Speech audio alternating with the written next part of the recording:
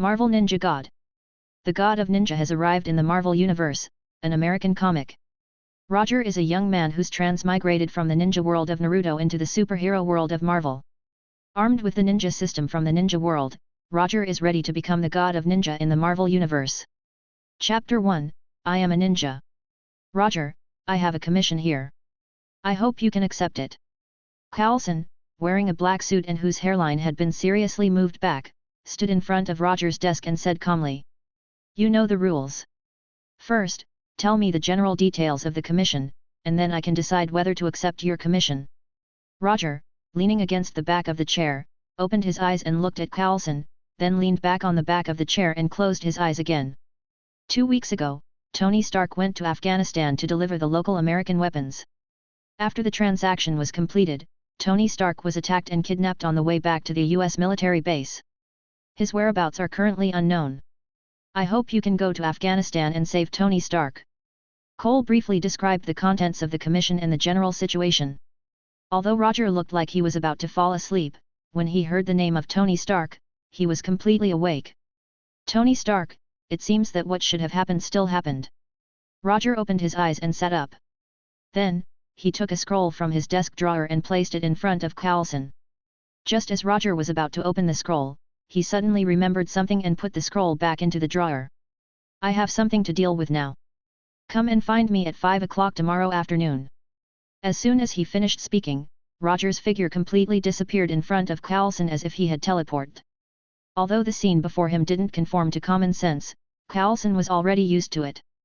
After all, this was not the first time he had seen Roger disappear instantly. Through the Flying Thunder God technique, Hiraishin no Jutsu, Roger instantly moved from his office to the roof of a warehouse next to the Hudson River. And here, there was another Roger, who exactly looked like him, waiting for him. It's been hard on you. As soon as he finished speaking, Roger, who had been waiting here for a long time, turned into a cloud of smoke and disappeared into the air. After removing the shadow clone, Roger received all the information the avatar had gathered. Roger, on the surface, was a detective with his own office. But in fact, he was a ninja. To be precise, he was a ninja who had transmigrated into this world. More precisely, he was a ninja who should have transmigrated to the Naruto universe but had wandered into the Marvel universe. Just like the reason for transmigration was always strange, the cheat that the transmigrator possessed, or the golden finger, was even more bizarre. Roger's golden finger was very simple. It was a system called the Ninja God. This system was also straightforward.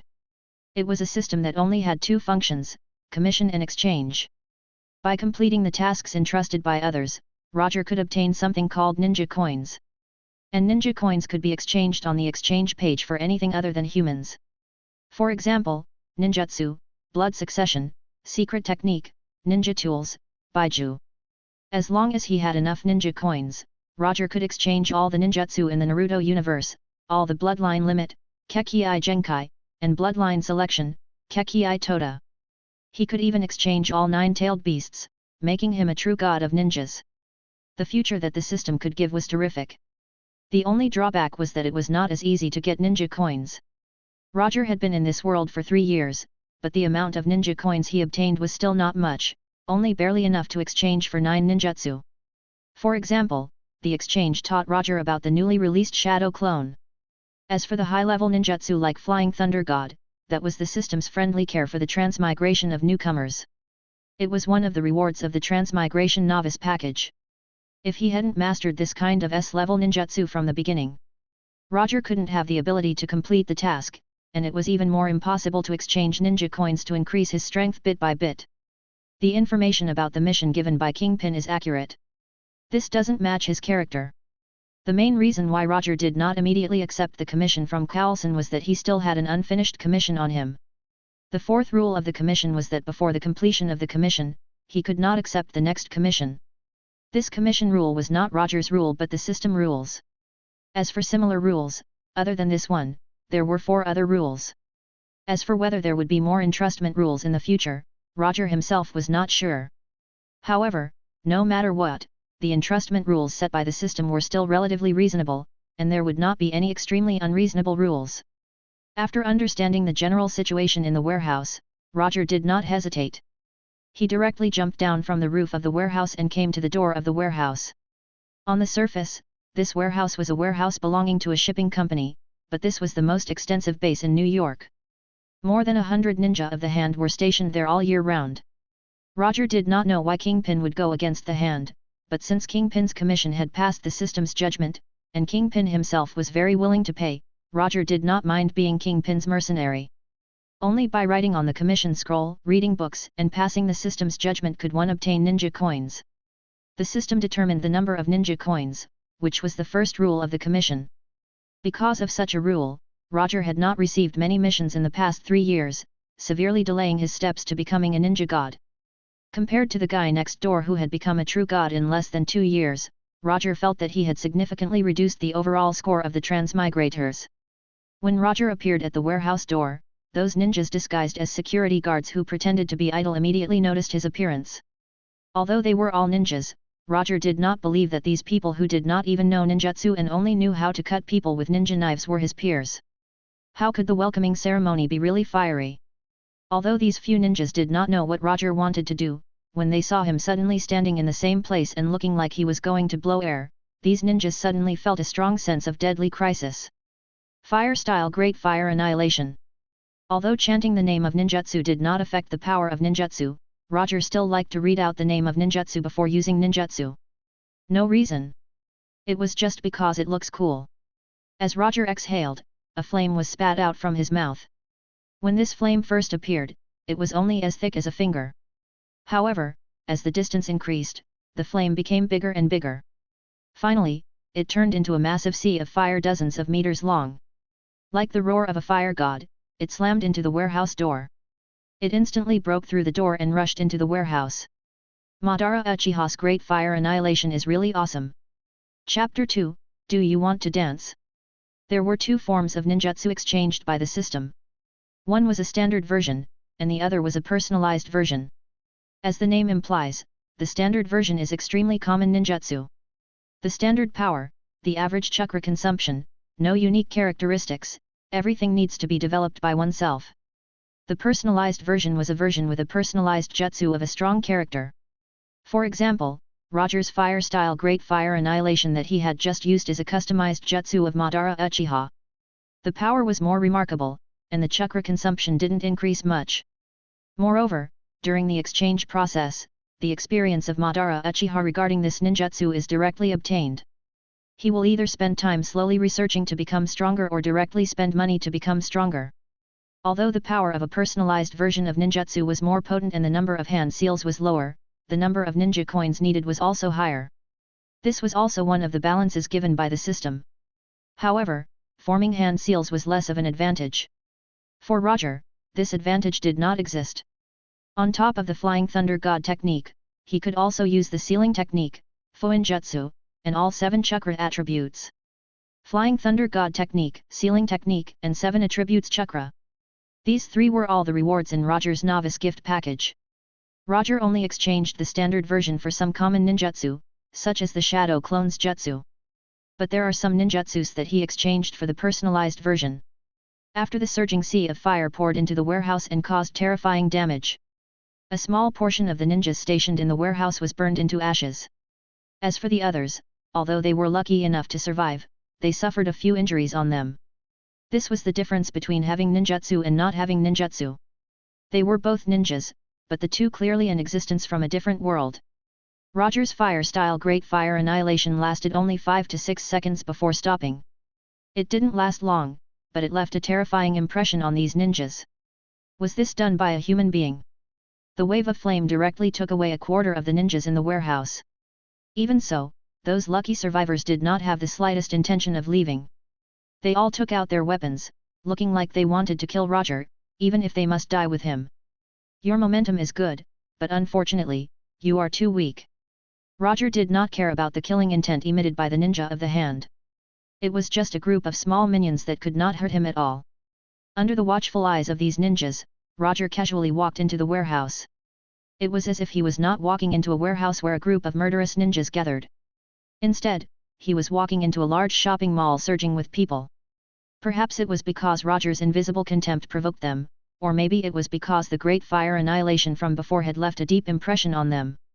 Not long after Roger entered the warehouse, a Ninja of the Hand member attacked him from the dark, and an extremely sharp ninja blade directly pointed at his vital point. "Do you want to dance too?" When the ninja came to him, Roger dodged his strike, grabbed his right hand that held the ninja blade, and said a sentence that the ninja could never understand.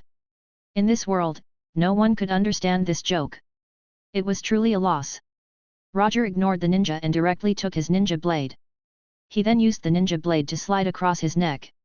From dodging to killing with his opponent's weapon, Roger's actions seemed to be done easily, as if he was not killing a skilled ninja but a chicken that stretched out its neck. "Don't waste your time, let's all go together." After he finished speaking, Roger made an international gesture to the Ninja of the Hand and raised his middle finger. Although the language was different, the meaning of the middle finger was understood by all the people in this world. And what made them even angrier was, just like that, Roger casually killed one of their companions. He threw the ninja who had already lost his life to the side as if he was throwing away trash. Without needing anyone to issue an order, these ninjas rushed toward Roger one by one, and at the same time, they let out waves of wailing. In the face of the collective charge of these ninjas, Roger did not retreat but advanced instead. He also rushed toward them with a hint of excitement on his face. Although the ninjas had the advantage of numbers in home court, in front of Roger, who had chakra, not only did they not have any advantage, they were easily killed by Roger and forced to retreat. Different from the attacks of these ninjas, a single slash from Roger could take the life of one of the ninjas. At this time, Roger did not use ninjutsu or illusion techniques, only using the most straightforward and purest physical technique. There were no unnecessary movements, no hesitation, and every blade swing was just right. He would not use too much strength or deal too much damage.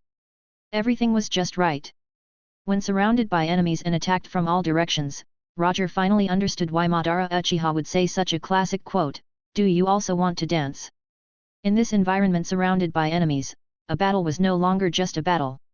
This feeling of dancing on the Grim Reaper's scythe, turning battle into a dance of slaughter, and one person controlling life and death while fighting against others. If possible, Roger was even willing to continue this feeling. However, this idea of his soon came to a halt. When the ninja blade in his hand stabbed into the heart of the last ninja, he was the only one left standing in the warehouse. In addition to the ninjas who died in the Great Fire Annihilation, the other ninjas who joined hands were killed in one blow. The thick smell of blood enveloped the entire warehouse. The ground was filled with the corpses of the ninjas. The bright red blood dyed floor as the whole red. After confirming that there were no survivors in the warehouse, Roger took out the Sanwu mobile phone he bought from the black market and dialed the number left by Kingpin. The person who answered the call was a deep male voice, but it was not Kingpin himself. "Tell your boss that the commission for the warehouse has been completed. He has 12 hours to pay." After that, Roger hung up the phone. After completing all of this, Roger directly used Flying Thunder God technique and returned to his detective office. When he returned to the office, the first thing he saw was Carlson, who was sitting on the sofa and casually browsing the newspaper. "Why are you still here? Didn't I tell you to come back tomorrow?" Carlson did not answer. Instead, he looked at Roger seriously and then asked helplessly, "Can you take less bloody tasks in the future? Although your evaluation in the Bureau is harmless to ordinary people and does not need special detention, you have to consider the impact." As an experienced agent, Carlson could tell at a glance that Roger had just finished an extremely intense battle. Although he did not suffer any injuries, the blood of the ninjas inevitably splashed on his body, making him look as if he had just come out of a slaughterhouse. Chapter 3, It was actually a scam. Forget it. Is it a threat to ordinary citizens? It's just a sentence from your country's Strategic Defense and Logistics Defense Department. If not for the fact that you sent out special forces 3 times in a row and failed to capture me, I would have been locked up in some unknown mysterious prison in the name of threatening the ordinary citizens. Roger didn't let Carlson speak a single word. That is a necessary program problem. It is the kind of program that must be carried out. Being refuted so bluntly by Roger, even if Carlson was an experienced agent, he could not help but reveal an awkward expression. Strategic Homeland Intervention Enforcement and, damn it, can't you change your name? Whenever he reads this name, Roger seriously thinks about whether those higher UPS were drunk with vodka when choosing this name. We are dealing with this problem. I believe there will be a new name soon. Although he was one of them, Carlson had some objections to this somewhat awkward name. Every time he went out on a mission, as long as he said the name of the office, the others would have an expression of "What kind of joke are you playing? I hope so. I'm going back. If interested, you can continue to stay here and read expired newspapers." After saying that, Roger left the office with Flying Thunder God technique and returned to his secret den. In the past 3 years, Roger had made a lot of enemies in New York because of his commission, and most of them were people and organizations who did not care about the law and only used violence to deal with problems. To be safe and avoid being shot in the head by a sniper rifle in his sleep or hit by a rocket, Roger used a very secretive identity and spent 8 figures of dollars on buying a small den. More than 500 square meters, high-rise, and could overlook the entire New York Central Park. Even in New York City, it was still quiet and pleasant. It was a good hideout. No one would have thought that a private detective would live in such a place. Moreover, Roger did not have to worry that his whereabouts would be exposed. Ever since he moved here, no one had seen him go out. Every time he went out, he would use Flying Thunder God technique to teleport to the office, saving time and effort, one step straight to the destination directly. There was no need to worry about the traffic jam on the road. At noon the next day, Roger returned to the office through Flying Thunder God technique. Then he saw Carlson sitting on the sofa reading the newspaper. This scene looked no different from yesterday. The only difference was that the newspaper in Carlson's hand was no longer the expired newspaper but the New York Times that had just been released today. It was unknown whether it was intentional, but the newspaper headline in front of Roger was the commission he had carried out yesterday. Heaven's shocking slaughter. New York's thrilling slaughter, 115 gangsters, died in the warehouse. Is this distortion of human nature or the depravity of morality? Although ninja union and gangsters were two completely different professions in a strict sense, it was obvious that the reporter responsible for writing this news didn't know about this. However, Roger liked the small title the reporter gave him, which evoked some of his beautiful memories. It seems that you care about Tony Stark. The coffee in front of Carlson is already cold. He had come to the office a long time ago. His father is one of the founders, and he is also the most important weapon supplier of the government, so we don't want anything to happen to him. Carlson said with a serious face, but Roger did not believe his explanation. If they really care about the safety of Tony Stark, they would send someone to rescue Tony Stark earlier. The 10 rings hiding in the Afghanistan mountains might be difficult for others to find, but for them, it was only a slight nuisance at most. Whatever you say. After saying that, Roger took out a commission scroll from his desk drawer. Just as he was about to open the scroll and ask Carlson to write the commission in black and white, he suddenly thought of a matter. He took out a mobile phone from the drawer and logged into his account. When he saw the balance of fewer than 5 digits on the account, his face became a little ugly. I am being reneged. After refreshing the page several times, Roger had to admit that Kingpin had revoked the commission. Kingpin, the underworld king of New York, actually reneged him. Although this matter seemed a bit funny, the system notification bar showed 3 words that had not been completed. The second rule of the commission was that the commission could only be considered completed after the reward has been handed. My last commission was reneged on by the client, so you need to wait here for another 5 minutes. I will come back in 5 minutes. As soon as he finished speaking, Roger's figure disappeared from Carlson's sight. He had already waited for an entire morning, and it didn't matter if he waited another 5 minutes. Carlson had no objections to this. Although Carlson did not know who Roger's last client was, he was very sure that the client was very unwise. Some people's money could never be repudiated, and it was best not even to have the idea of revoking. Through Flying Thunder God technique, Roger was teleported to the top floor of the Chrysler Building. The Chrysler Building was where Kingpin's headquarters was located. Moreover, before the teleportation, Roger had used sensing technique to sense Kingpin's location. The sensing technique, Kanchi no Jutsu, was obtained from 3 years of coin accumulation and was exchanged from the system. It originally belonged to the second Hokage Tobirama Senju. This technique did not require hand seals, and its insight was highly accurate. Even if the target was thousands of miles away, it could accurately sense the target's life energy and chakra strength. Other than the number of ninja coins required to exchange for it, this technique could be considered to have no flaws. Because in this world, other than Roger himself, no one else had chakra, the system slightly adjusted this technique. The ability to sense the chakra was replaced with the ability to sense the life energy. When he received the commission, Roger and Kingpin met once, so he was very clear about the life energy of Kingpin. Before using Flying Thunder God technique, he sensed Kingpin's location in advance and found that Kingpin was just in the Chrysler building. The Flying Thunder God's formula on the roof of the Chrysler building was left behind by him a long time ago.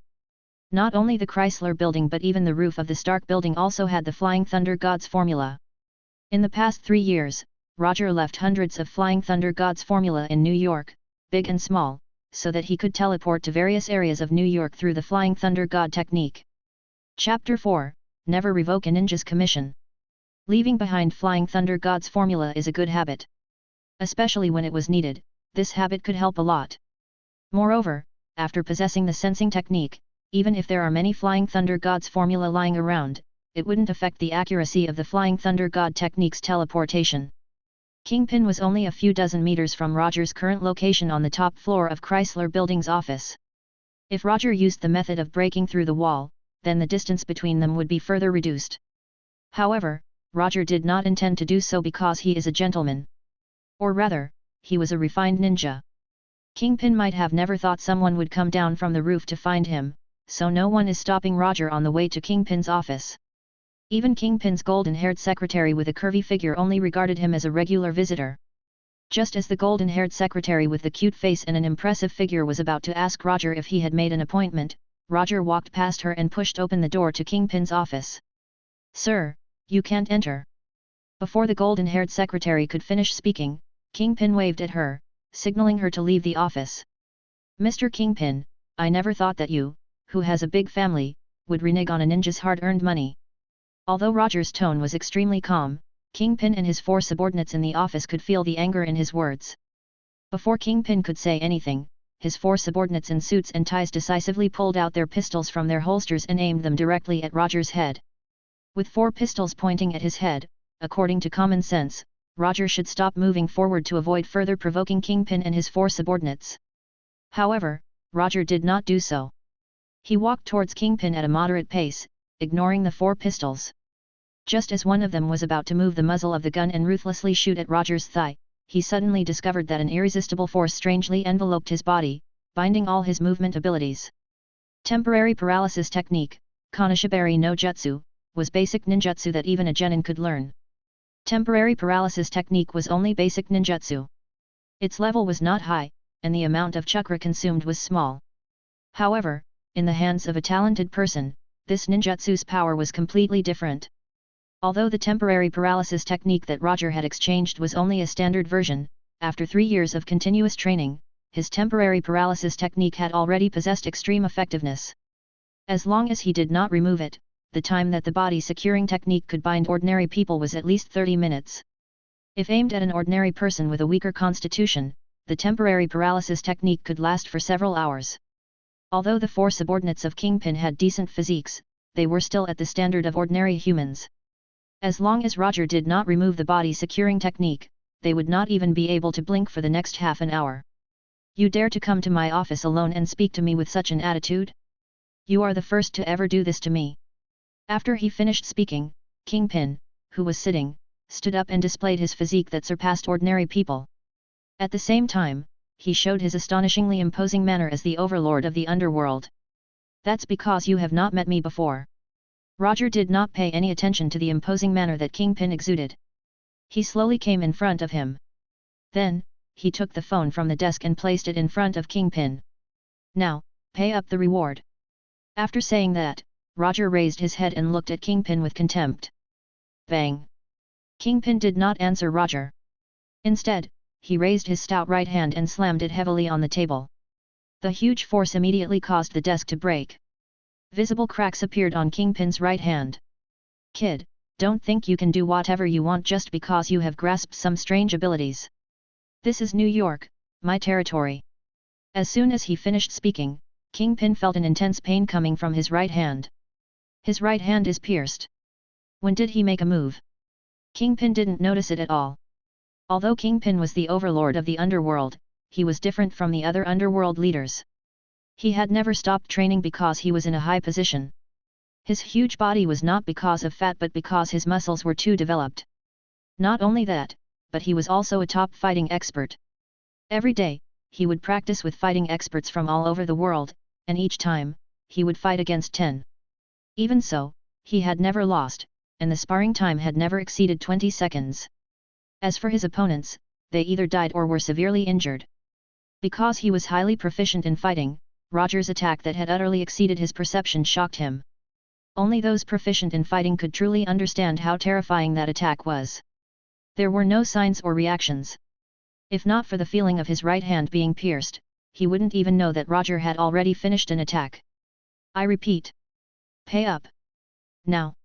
Looking at Roger's eyes, Kingpin felt like he stared at death himself. Kingpin picked up the phone with his intact left hand and silently dialed a number. Transfer the money, transfer it now. Almost at the moment when Kingpin hung up the phone, Roger received a message that received $20 million. This kunai will be left for you as a souvenir. In the future, remember that you must not revoke a ninja's commission in the future.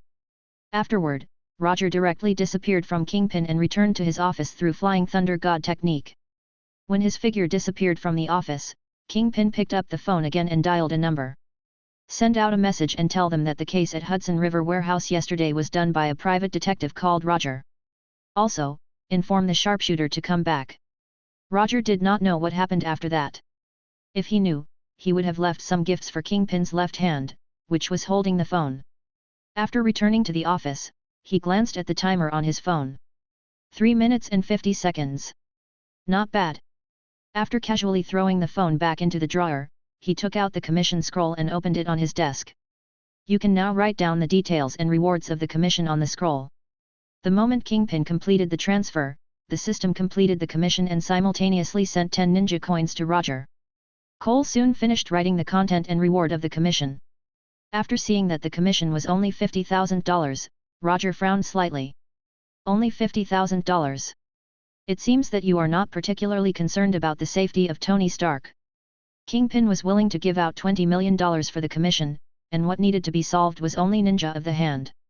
Tony Stark, the famous billionaire and playboy, the only son of Howard Stark, the most important weapon supplier of the American military, is only worth $50,000 in the eyes of the National Defense and Logistics Office. Tony Stark could casually pick a bottle of red wine at home, and the price will be higher than this. Are you serious? Although Roger did not particularly care about the reward of the commission, he still did not believe it when he saw that it was only a mere $50,000. This is a private commission, there is no way to reimburse it, so it can only be this much. Chapter 5, Saving Tony Stark. As Coulson spoke, Roger glanced at the system commission page. Mission content, rescue Tony Stark, who was kidnapped. Mission status, incomplete. Mission reward, 10 ninja coins. Roger was not surprised by this result. According to the previous commission approved by the system, the possibility of passing this commission was very high. After all, this was a commission involving Tony Stark. The only thing that surprised him was that the commission reward given by the system was a little low. 10 ninja coins, the same reward as the reward for Kingpin's commission to destroy the Ninja of the Hand. The targets involved in Kingpin's commission were some unknown Ninja of the Hand, so it was normal for the commission reward to be a little low. But this commission involves Tony Stark, and the system only rewarded 10 ninja coins. 50,000 USD is $50,000 US. When do you plan to set off? Roger asked. If possible, I hope you can come with me to Afghanistan now. I have already prepared the equipment needed there in advance. Coulson's eyes lit up, and he immediately answered. We can set off now, but I won't go with you. I don't want to be on a plane for more than 10 hours. After that, Roger handed Coulson a piece of Flying Thunder God technique kunai and said, take this kunai with you. When you arrive, call me. I will appear in front of you. Coulson never thought that Roger would use such a method to set off. However, he soon realized something. This kunai is the critical item for Roger's teleportation ability. If we can analyze the secret of this kunai, maybe. After this thought appeared in his mind, Coulson's gaze at Flying Thunder God technique was subtly changed. Don't think about it. Even if I give this kunai to you directly, you won't be able to figure out the secret of the teleportation. So you should give up as soon as possible. Roger couldn't read his mind, but as long as he looked at the current Coulson, he would know what he was thinking. The dream to study Flying Thunder God technique's secret through Flying Thunder God's formulas met with an unrequited bitterness. Are you not worried that the secret will be leaked? I am worried, but it definitely won't be because of you. In the end, Coulson brought Flying Thunder God technique and left bitterly.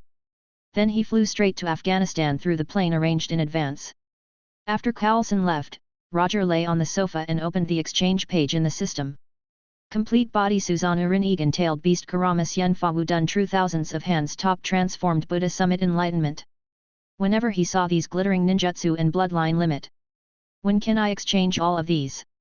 After calming down a little, Roger looked at bloodline limit, who was marked with 300 ninja coins. Sharingan. In order to exchange for the Sharingan, Roger had stopped trading ninjutsu a long time ago and slowly saved the ninja coins.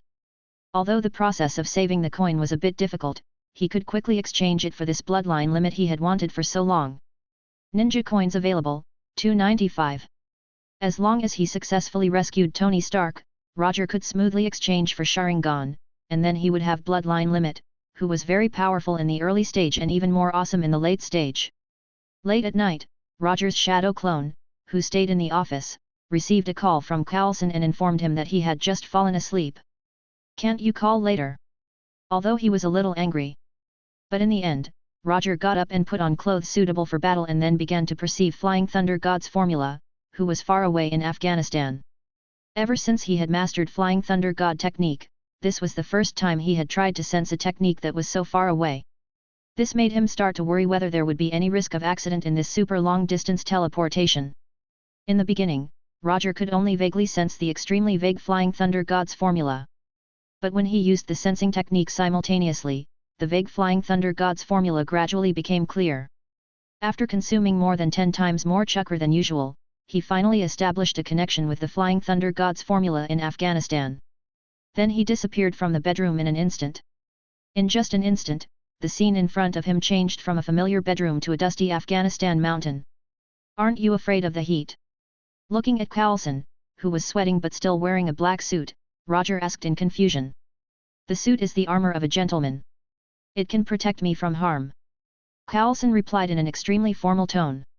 Roger ignored Coulson and focused his gaze on the vehicle that Coulson had prepared. Isn't your organization quite rich? Can't you change to a better car? This car looks older than me. Beside Coulson was an old SUV that would not be surprising even if it were scrapped in the next second. It's a private task. It's not convenient to use the transportation tools in the bureau. Coulson continued to answer in an extremely formal tone. It's strange to believe you. Let's go and save that playboy. After saying that, Roger directly opened the passenger seat door and sat straight on it. At this time, Tony, who was locked up in an unknown cave, looked at the pile of parts in front of him with a serious face and said with emotion, "It will take about 1 or 2 hours to assemble, and then we will be able to leave this damn cave." Yinsen, standing next to Tony, had the same emotional expression. He never thought Tony Stark could still create such fantastic work, even in such an environment. This may be the talent that makes people extremely jealous and eager. Let's start. Which way? We don't know the whereabouts of Tony Stark now. Coulson, driving the SUV, asked Roger, who was closing his eyes. Use this speed to drive north for half an hour. After that, we will have a clue. Roger did not open his eyes as he casually replied. Not long after he set off, he used his chakra sensing technique to check his surroundings. Although he did not directly discover Tony's whereabouts, he found a group of rats hiding in the cave. He deliberately hid in the cave, and judging from the strength of his life, the people inside were all adult males without exception. Roger had no way to determine whether these people were the Ten Rings members who kidnapped Tony or not, but since they were all people who lived in this place, even if they were not the Ten Rings people, they were at least affiliated with the Ten Rings. News between colleagues was often more reliable. This was like a bank in New York being robbed. The police in New York could not determine the identity of the robbers the first time, but the gangs in New York could. Chapter 6, Temporary Paralysis Technique. In the mountainous area of Afghanistan, where yellow sand was rolling, an old off-road vehicle was moving quickly. The bumpy road made Roger completely give up on resting. Are you sure there are people here? According to Roger's instructions, Coulson drove this old off-road vehicle for half an hour in the mountainous area without a road. But until now, he did not see anyone. You will see them soon. Not long after Roger finished speaking, a group of terrorists with various weapons rushed out from the small hill in front of them and fired a few shots at their car. Bang bang bang! The bullets hit the SUV without any suspense, causing the SUV that had been running for half an hour to stop. A gust of hot air came out from the hood of the SUV. How are you going to deal with them? Seeing the group of terrorists walking towards them, Coulson frowned slightly and asked for Roger's opinion. Roger did not reply to him. Instead, he opened the car door and got out of the car. Then, he walked toward the group of terrorists. And number and. A terrorist who was walking at the front shouted at Roger. At the same time, he shoots the automatic rifle in his hand, trying to stop Roger from moving forward. Roger could not understand what the terrorist was saying. Even if he could understand, he would not stop. Just as the terrorist was about to raise the automatic rifle in his hand and give Roger a shot, Roger disappeared in front of him like a ghost. Body flickering technique. To deal with this group of terrorists, there was no need to use Flying Thunder God technique. The body flickering technique was enough. After using the body flickering technique, Roger's speed surpassed the limits humans could capture with their naked eyes, causing an effect that seemed to disappear instantly. When his figure appeared again, the terrorist shouting at him covered his neck in extreme pain. Fresh blood continuously flowed out from between his fingers. After dealing with this terrorist, Roger did not plan to stop. He used the body flickering technique several more times. Every time his figure appeared, a terrorist would fall to the ground. From the moment the first terrorist fell to the ground to when all 7 of the terrorists fell to the ground, the total time spent between them was only 3 seconds. This ghost-like killing method completely suppressed the group of terrorists, and a look of horror appeared on their faces. Not only were the terrorists scared, but even Coulson, who was sitting in the car, had a look of disbelief. Was this guy a human? As an agent, Coulson had seen many bloody killings. But it was the first time he had seen someone like Roger. With a raise of his hand, he could easily take the life of others. The slaughter went like a fleeting cloud and flowing river, which shows a different kind of beauty. Was this a ninja? Coulson felt that he needed to understand the ancient profession of ninja again. After the initial panic, the remaining terrorists finally reacted. They raised the automatic rifles in their hands, intending to hail all the bullets on Roger. However, their thoughts were destined to stop at the idea. After sensing that they had the intention to resist, Roger instantly cast temporary paralysis technique, ultimately binding their movements.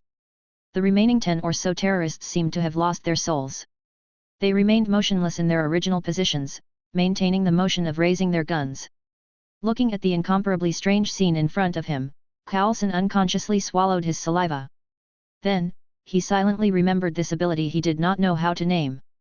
After binding the remaining terrorists, Roger returned to the car without looking back. He said to Coulson, "You are an agent. I'll leave the interrogation to you." This kind of tedious work needed to be solved by professionals. After hesitating for a few seconds, Coulson opened the car door and walked down. He came to the group of terrorists who could not even move a finger. After removing all the weapons on the bodies of the more than 10 terrorists, Coulson signaled Roger to dispel his ability. After Roger removed the temporary paralysis technique, these terrorists finally recovered their ability to move and then unconsciously took a few steps back. After recovering their ability to move, the first thought of these terrorists was to run away, and the farther they ran, the better. But they finally gave up this idea, silently standing in place, looking at Coulson without saying a word. After a short communication, Coulson successfully learned the whereabouts of Tony Stark from these terrorists. Although this group of terrorists was not good people, they had nothing to do with the 10 Rings, who kidnapped Tony. Of course, as peers in the same area, they had a detailed understanding of some of the 10 Rings' recent actions. They did not know that the 10 Rings kidnapped the famous Tony Stark. They only knew that under the protection of the US Army, the 10 Rings kidnapped an American weapon dealer and then imprisoned the weapon dealer in a base more than 100 kilometers away. After confirming the base's location several times, Coulson returned to the car and reported the information to Roger. "How do you plan to deal with these people?" Before driving, Coulson suddenly asked. "What else can we do?" "Of course, we let them go. I'm not a psycho killer." After Coulson and Roger drove away, the terrorists finally breathed a sigh of relief. Then they began to regret why they came out of the cave. If they did not come out, they would not have met the person who was like the god of death, nor would they have inexplicably lost 8 people. The SUV was getting further and further away, but these terrorists still did not leave, nor did they take the weapons that had been thrown on the ground. The profession of terrorists was too dangerous. What were they really going to do? When Coulson drove the off-road vehicle toward the cave where Tony was imprisoned, Tony and Yinsen were also expediting the assembly of the suit. In this cave with several monitors, if the terrorists outside found out that they were assembling the armor instead of the Jericho missile, they would no longer have to think about how to leave this cave. At this time, Raza, who was in another cave, felt a little uneasy today. This was the first time he had this feeling after kidnapping Tony Stark. As a member of the Ten Rings with considerable status, Raza always believed in his intuition. This was also why he could become one of the leaders with his own base and subordinates from an ordinary member of the Ten Rings. Under the guidance of his intuition, Raza came to the cave where the monitor screen was placed, intending to understand the work progress of Tony Stark. Where is Tony Stark? Where is he? Raza saw Yinsen on the monitor screen but did not see Tony. He was there just now. A member of the Ten Rings beside Raza quickly replied. Go and see what's going on. For some reason, the uneasiness in Raza's heart became more prominent. Chapter 7, Tony's Escape. Yinsen. Yinsen. Stark. Two terrorists with automatic rifles ran to the cave that held Tony, opened the observation hole on the iron door, and shouted. Say something, answer him. Tony whispered to Yinsen, who was helping him put on the armor. They speak Hungarian, and I don't know Hungarian. Then just say any Hungarian words. Yinsen had no choice but to stop what he was doing and use his uncertain Hungarian to reply. However, it was clear that Yinsen's answer did not satisfy the terrorists at the door who continued to ask loudly. A few seconds later, the terrorist, who had not received a further reply from Yinsen, gestured for his companions to open the iron door of the cave. Boom! The moment the terrorist opened the iron door, an explosion blasted the thick iron door, and the terrorist at the door away. After seeing this scene from the monitor, the usual cold expression of Raza finally changed, and he immediately gave the order. Everyone get your weapons, don't let Stark run away. The next second, Lazart suddenly remembered something, picked up the walkie-talkie in front of him, and issued the second command. Don't kill Stark, I want him alive. At this time, Yinsen in the cave continued to help Tony wear the armor. How's the explosion? Tony, who had already entered the armor, could not see the effect of the explosion, so he asked Yinsen in front of him. The explosion is perfect. Of course, this is a bomb I made. Tony never doubted his ability. The reason why he asked Yinsen was to prove his thoughts. I'm almost done. Yinsen's tone became a little excited. Wait, activate the power system first. Yinsen put down the wires he was about to connect in his hand, turned around, and came to a computer with a shabby appearance but complete function. What should I do? The computer was installed with the program to activate the power system of the combat suit, but this program was completed by Tony alone, so Yinsen did not know how to start the program. Press the function button F11, and tell me after you see the progress bar. Under Tony's guidance, Yinsen successfully activated the power system of the armor. He then returned to Tony and continued with his previous work. After completing the final assembly of the armor, Yinsen returned to the computer, and a worried expression appeared on his face. We need more time. The installation of the power system of the armor was less than half done. It would still take a lot of time to complete the installation. Hey, I'll go help you buy some time. Yinsen calmly said to Tony, who was in his combat suit. Then, ignoring Tony's dissuasion, he directly ran to the side of the terrorist who had been killed by the explosion and picked up the automatic rifle on the ground. Yinsen! In his combat suit, Tony shouted, hoping to stop Yinsen from leaving. However, Yinsen did not turn around. He picked up the automatic rifle in his hand and ran out. At the same time, he pulled the trigger. Bang bang bang bang. Bang bang bang bang. Bang bang bang bang. The gunshots were getting farther and farther away, and Tony's face became more and more stern. Not long after, Tony heard a burst of intense gunshots from his combat suit, and then there were no more gunshots. Relying on the time Yinsen bought, the combat suit's power system finally finished its installation. When the system finished the installation, a burst of mechanical sounds rang out in the cave. The initially bright cave quickly dimmed and became dark. On the rugged mountain road 20 to 30 kilometers away from the cave, Roger, sitting in the off-road vehicle, suddenly felt a different energy fluctuation. This energy fluctuation? Damn, it's still too slow. Although Roger had never come into contact with the arc reactor before, he was sure that the energy fluctuation just now was caused by the arc reactor on Tony's chest. In this backward mountainous area of Afghanistan, other high-end technology couldn't exist, so energy fluctuation would only come from the arc reactor on Tony's chest. There was only one possibility for the energy output of the arc reactor to increase to this level instantly. Tony had activated the steel combat suit Mark I. If Tony had not activated Mark I, Roger would not have been able to sense the energy output of the arc reactor.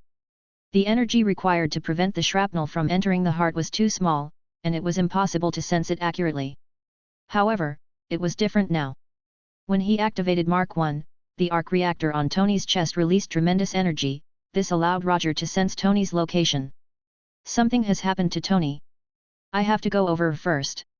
As soon as he finished speaking, his figure disappeared from the SUV. Although he had sensed Tony's location, Roger was somewhat depressed because Tony was still more than 20 kilometers away from him. Without leaving Flying Thunder God's formula behind, he could only rely on the body flickering technique to travel. Although the technique could allow the user's speed to be imperceivable to the naked eye, causing the effect of flashing. But in the end, this technique was only to gather chakra on foot and then strengthen the chakra to carry out the high-speed movement.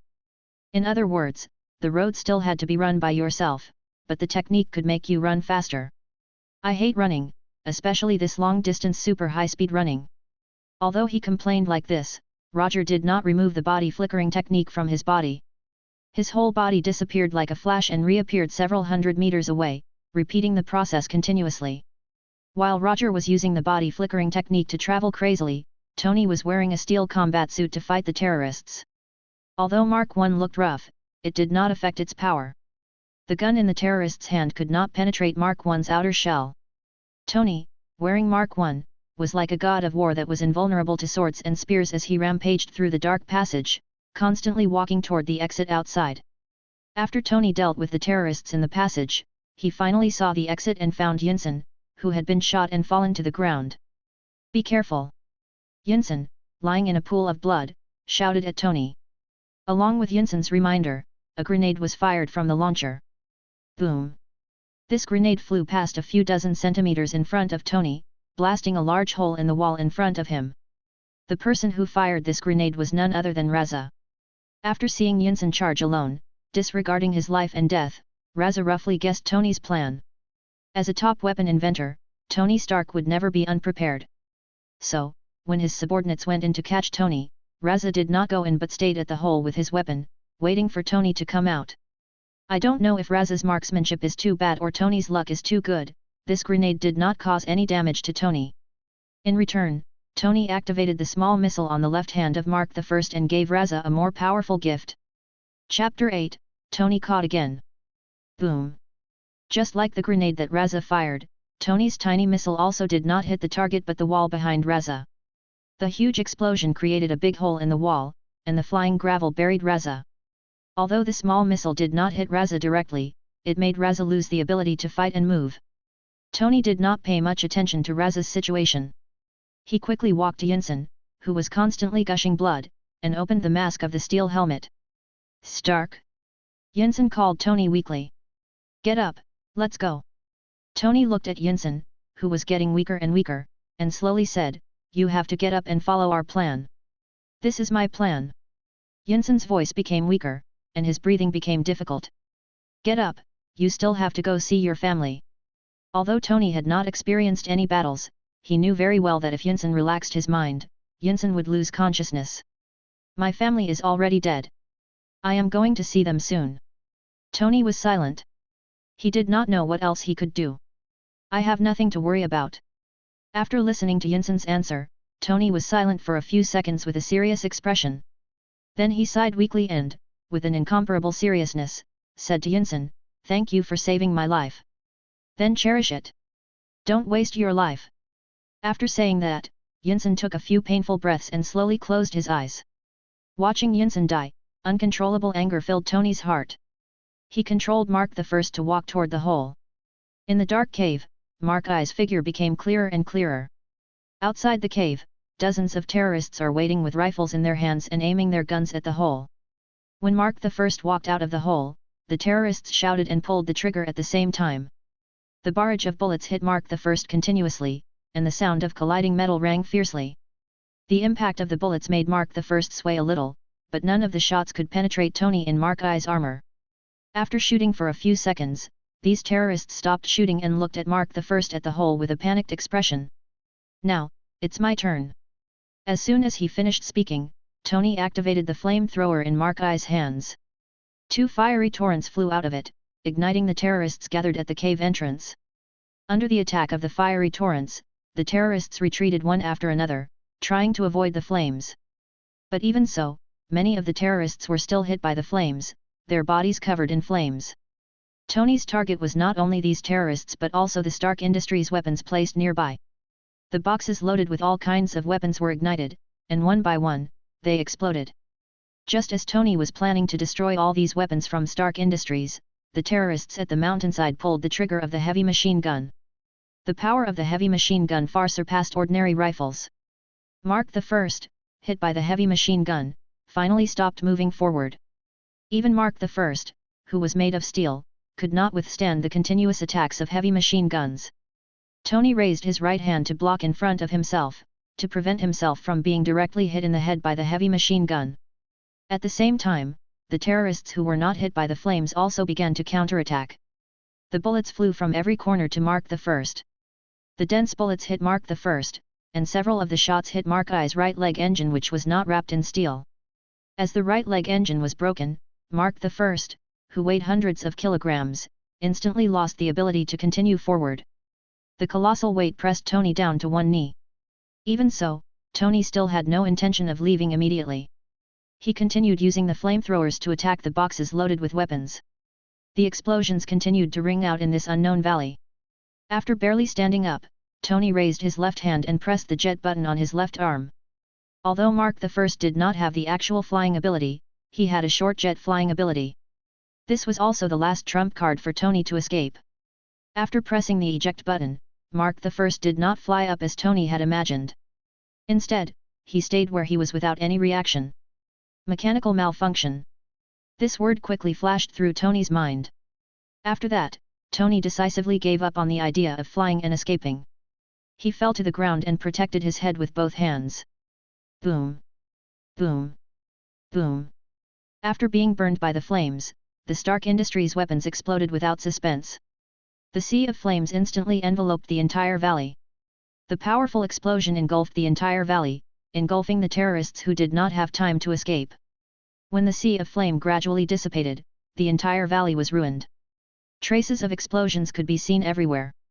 The guns and corpses of the terrorists scattered all over the place proved the blast's power. When everything returned to normal, Mark I, who had fallen to the ground, trembled with difficulty and then began to crumble. Because of Mark I's protection, Tony did not suffer much damage.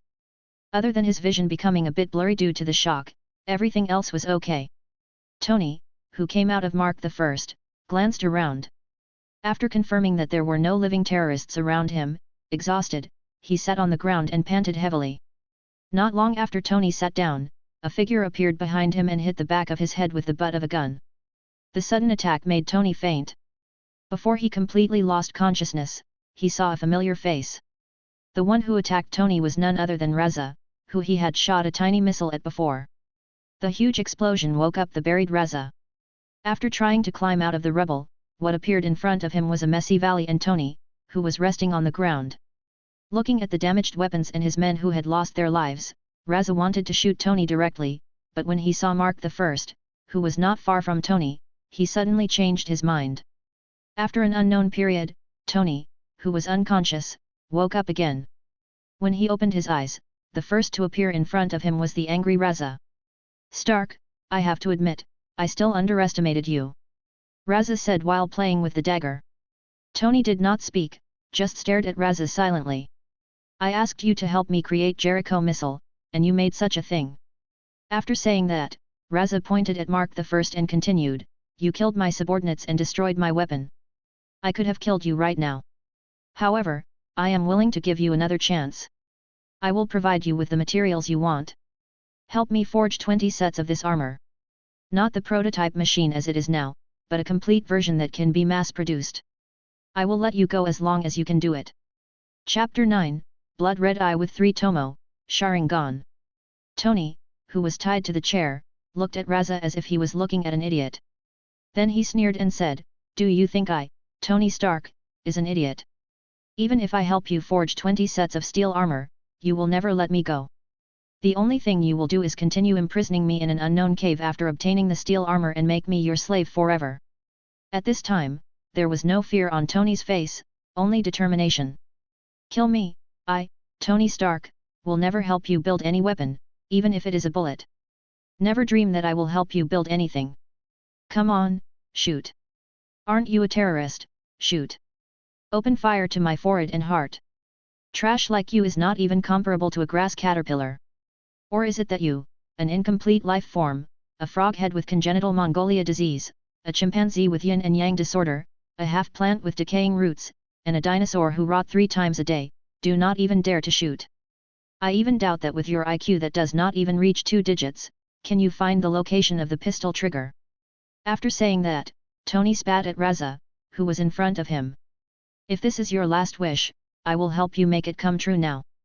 As soon as the voice fell, Raza pulled out the pistol on his waist and directly put it on Tony's forehead. "Farewell, Tony Stark." Just as Raza was about to pull the trigger, an indescribable strange force instantly shrouded him and deprived him of the ability to control his body. The same treatment as Raza was also enjoyed by his 6 subordinates. "Tony Stark, your scolding level is slightly different from your IQ. If you want to provoke others, you can use the direct way of greeting their maternal relatives, which will be much simpler." A voice hurried to gasp came from outside, and a sweaty man slowly came in. The person who came in was none other than Roger, who used body flickering technique to run more than 20 kilometers. To prevent any accidents from happening to Tony, he did not dare to stop. He used dozens of body flickering techniques quickly to rush over to Tony, a split second before Raza fired his shot. After entering, he did not even have the time to kill Raza directly. He could only use the temporary paralysis technique to stop Raza from shooting. "Who are you?" Tony was not affected by the temporary paralysis technique. He was the only person in this cave who could speak besides Roger. "My name is Roger. I am a private detective. As for why I am here, the reason is straightforward. Someone entrusted me to come here to save you." While answering Tony's question, Roger found a bottle of unopened mineral water in the cave. He gulped down a few mouthfuls of water, calming his throat that seemed to be on fire. After helping Tony untie the rope on his body, Roger took off the pistol in Raza's hand and casually threw it to Tony, who was moving his wrist. "Apart from you and me, only a few people are still alive here. As for how to deal with it, it's up to you." After saying that, Roger left the cave, no longer paying attention to what would happen next. After being hit by his temporary paralysis technique, Raza and the others could not have any ability to resist, so there was no need to worry about anything happening to Tony. After waiting for a few minutes outside the messy valley, gunshots came out of the cave. After a few seconds, an explosion also rang out of the cave. Tony, who had a serious expression, walked out of the cave and asked Roger, "Who told you to save me?" "Colonel Rhodes?" "It's not him. It's someone you don't know yet. He's driving over now. You'll see him soon." After waiting for nearly half an hour in the valley, Carlson, who was driving an old SUV, finally arrived at the valley. Then, he went straight to Tony and extended his right hand to Tony. "Hello, Mr. Stark. My name is Carlson. I am a special agent from the Strategic Homeland Intervention, Enforcement and Logistics Division." Tony shook hands with Carlson with a puzzled face. He was very sure that he did not know Carlson, and he surely knew nothing about the Strategic Homeland Intervention, Enforcement and Logistics Division. "Well, let's cut the introduction short. Now you can give me the reward of the commission. Why are you in such a hurry?" Although Carlson did not know why Roger wanted the payment for the commission now, he still took out his custom-made mobile phone and transferred $50,000 to Roger's bank account. The moment Carlson completed the transfer, the commission status in the system also changed to completed, and 10 ninja coins were sent to Roger. Number of available ninja coins, 305. The commission has been completed, so I believe the rest of the things will be handled by you. After saying that, Roger began to sense Flying Thunder God's formula, who was at home in New York. Because he had already experienced a super long-distance perception, the second perception was much more manageable. After establishing a connection with Flying Thunder God's formula in his home in New York, Roger directly used Flying Thunder God technique. He instantly disappeared from Carlson and Tony. Did he just disappear? As he watched Roger disappear into thin air, a look of disbelief appeared on Tony's face. To be precise, he didn't disappear. He teleported to New York. Carlson answered quietly. After returning to his home in New York, Roger did not exchange the coins immediately. Instead, he took his time by taking a bath, changing into a clean set of clothes, and eating a relatively rich supper. After doing all this, he came to the modified gym and opened the system exchange page. Do you want to use 300 ninja coins to exchange for Sharingan? Yes. The moment he made the confirmation, an inexplicable force gathered in his eyes and instantly completed the transformation. When he opened his eyes again, he saw his eye from the mirror in the gym. Blood red, 3 Tomo. The Uchiha clan's bloodline limit is finally obtained. Sharingan can observe, copy, hypnosis, and so on. It can give the user an extraordinary insight, monitor chakra flow, cast and see through the illusion, and copy taijutsu and non-bloodline limit ninjutsu. This is the real Sharingan, or in other words, the Sharingan in Naruto universe. Because the world Roger was in now was not Naruto universe but Marvel universe, the system made minor adjustments to bloodline limit ability, Sharingan. The ability to observe the chakra flow was changed to the ability to monitor the flow of energy, and the ability to copy non-bloodline limit ninjutsu was also adjusted to replicate the extraordinary ability granted by the genetic mutation and ancestry bloodline. Chapter 10, Continuation of the Commission. Roger was not surprised by the system's ability to adjust Sharingan. When he exchanged for the second Hokage Tobirama Senju's sensing technique, he had already experienced it.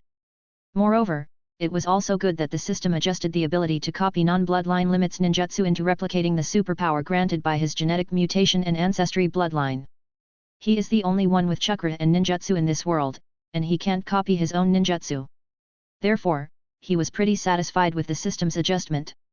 Copying the extraordinary abilities granted by non-genetic mutations and racial bloodlines meant that he could not replicate the abilities of Spider-Man, Groot, and the others. As for whether he could replicate the ability of Thor to summon lightning and the magic of Doctor Strange, he was not sure for now. After adapting to the newly obtained Sharingan, Roger opened his attribute panel. Host, Roger. Job, Ninja. Talent, Sealing Technique, 7 Attribute Chakra. Bloodline Limit, Sharingan. Ninjutsu, Body Substitution, Body Flickering Technique, Temporary Paralysis Technique, Shadow Clone Technique, Flying Thunder God Technique, Sensing Technique. Lightning Release, Chidori. Fire Release, Great Fire Annihilation. Water Release, Water Iron Cannon Technique. Yin Release, Bringer of Darkness Technique. Chakra Volume, 5. Number of available ninja coins, 5. There was one more bloodline limit in the attributes, but there were no changes to the other qualities, and the amount of chakra did not increase. The only thing he cared about now was that the number of ninja coins was pitiful. 5 ninja coins, Roger couldn't even afford the most basic chakra. The only thing that could be exchanged is some regular ninja tools and the special commission scroll for the system. The commission scroll that Roger used to accept the commission was not made by himself but bought from the system, each one cost him 1 ninja coin. He chose the commission carefully because the commission scroll also consumed ninja coins. If the commission was written on the scroll but did not pass the system's judgment, it meant that he had wasted a ninja coin. Therefore, before deciding whether to accept the commission, he would let the client describe the contents of the commission and judge whether the commission had the possibility of passing the system's judgment instead of writing all the commissions on the scroll. Of course, his judgment was not necessarily accurate. Whether the commission could pass the assessment or not, only the system could decide. The next target is either Mangekyo Sharingan or wood release of Senju Hashirama. This is really a problem. Mangekyo Sharingan or wood release both were abilities that Roger yearned for. But the price of these two abilities was not low. Mangekyo Sharingan costs 200 ninja coins, and wood release costs 500 ninja coins. Mangekyo Sharingan was much cheaper from the price perspective, but this exchange price was because Roger already has Sharingan. Without Sharingan, the price of Mangekyo Sharingan was 500 ninja coins, the same as wood release. Forget it, let's not think too much about it. I only have 5 ninja coins now. It will take a long time, no matter which one I exchange for. I will consider it when the time comes. After familiarizing himself with Sharingan in the gym, Roger returned to his bedroom and began to sleep. New York, in a secret base of the association. Now, it is certain that the person who slaughtered hundreds of our ninjas is the private detective called Roger. Murakami, one of the 5 fingers of the hand, wiped the katana and said, "I propose. Use all your strength to kill this audacious brat. No one will trample on the dignity of the hand." Saonde, sitting on the Murakami's right, said in a nearly roaring tone. His hand slammed heavily on the table in front of him. "I agree." Bakuto, who was sitting opposite Saonde, agreed with Saonde's opinion. "Simply put, you haven't seen the battle scene in the warehouse and the scars on the corpses. Who could handle that massive flame attack and artistic killing method?" Alexandra, who was next to Batu, said disdainfully. "We still have hundreds of fearless ninjas, and we still have Black Sky." Saonde retorted fiercely. Looking at the increasingly excited Saonde, Mrs. Gao, who had been silent all this time, slowly said, "Even if we sent Black Sky, he might not be able to kill that Roger. Moreover, I suspect that Roger is the bait that Chaste threw out to let us all come out." After hearing the name Chaste, even the most violent Saonde could not help but fall silent. Not many organizations could make the hand care about, and Chaste, also a ninja organization, was the one they valued the most. The Chaste and the hand were like 2 sides of a coin. They had fought for hundreds of years but had not destroyed each other. If Roger were related to Chaste, this matter would no longer be a simple act of revenge. Even if Roger is related to Chaste, we can't just stand here. Once others no longer fear the hand, then the hand is no longer the hand. Murakami said thoughtfully as he put down the katana in his hand. As a ninja killer organization, the hand could be famous in this world because they were cruel and merciless. An association that others no longer feared is like a poisonous snake that has lost its fangs. Let's first inquire about the recent movements of Chaste. During this time, let the New York police get in trouble with him first. New York is still a legal society after all. Murakami finally agreed with Mrs. Gao's proposal. While Mrs. Gao and the others were discussing how to deal with Roger, Tony, who had safely returned to the US military base and had a detailed physical examination, found Carlson and asked about Roger. "Who is Roger?" "Private detective, didn't he tell you?" Carlson answered casually. After sending Tony back to the US military base, he also returned to New York. "Private detective? I watched him disappear from my sight. Moreover, he miraculously stopped those terrorists, making them unable to move even a finger. This is not something a private detective can do. No, this is not something a human can do." Tony was very dissatisfied with Carlson's answer, and his tone became slightly impatient. "Mr. Stark, this world is not completely the same as the world you understand. Science is not everything in this world. If you want to know who he is, you can find the answer yourself." After that, Carlson took out a piece of paper with Roger's firm's address and bank account. He then handed it to Tony. Chapter 11, Meeting the Daredevil. After handing the paper to Tony, Carlson did not say anything else and went straight to the plane that was about to take off. When Carlson's figure completely disappeared from the plane, Tony was still thinking about what Carlson had just said. For a genius inventor, science was all the truth he believed in. But now, Tony began to doubt whether his faith was correct. After a comfortable sleep, Roger planned to directly use Flying Thunder God technique to go to the office. But after seeing his blood-red pair of Sharingan, he hesitated for a few seconds. With his current chakra volume, even if he opened his Sharingan for 24 hours, it would not affect him. Moreover, with his Sharingan, he would also look a bit cooler. The problem is whether he wanted to be cool or not. After seriously thinking for a few seconds, Roger finally made a decision. Being cool is more important. So before going to the office, he closed his Sharingan and returned to his normal appearance. When he came to his office through Flying Thunder God technique, he found that on the sofa of the office sat a man wearing a dark grey suit and a pair of dark red sunglasses. In front of this man, there was a cup of steaming coffee, and in his right hand, there was a blind stick. This person is no stranger to Roger. Or, to be specific, this person's other identity is no stranger to Roger. The person sitting on the sofa, on the surface, is a blind lawyer called Mate Murdoch, and behind the scene, he also had the identity of Daredevil. When he was carrying out a commission in New York, Roger had once met Daredevil. But they just passed by each other and had no business with each other. "Hello, I am Matt Murdock, a lawyer. Roger did not make any sound when teleporting to the office, but Matt still sensed his arrival. Although Matt did not know how Roger appeared, he heard Roger's slow heartbeat. Roger, a private detective. After saying that, Roger came to his desk and sat on the specially custom-made sofa chair. He did not take the initiative to ask Matt about his plan.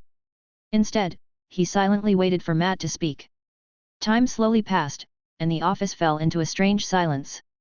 1 minute, 3 minutes, 5 minutes, 10 minutes. More than 20 minutes later, they still did not speak.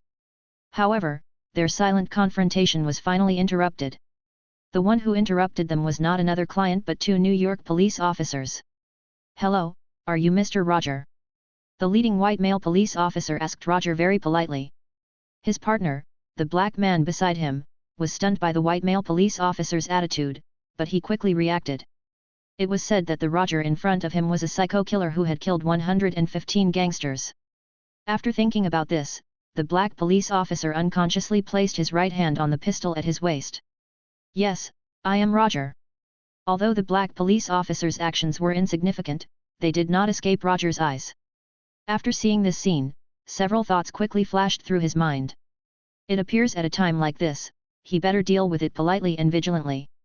If he guesses right, these 2 policemen must have come for the case in the warehouse. Roger was sure he did not leave any evidence in the warehouse. Whether fingerprints or clothes, he was sure he did not leave anything behind. Moreover, before leaving the warehouse, he also confirmed that there were no surveillance videos or other things in the warehouse. The answer was obvious why the 2 police officers were here. The only one who knew what happened in the warehouse besides himself was Kingpin. There is no way that he would report himself, so the only person who could report this to the New York police was Kingpin. Roger's guess mainly was correct. The only difference was that Kingpin did not report the news to the police but completely publicized the information.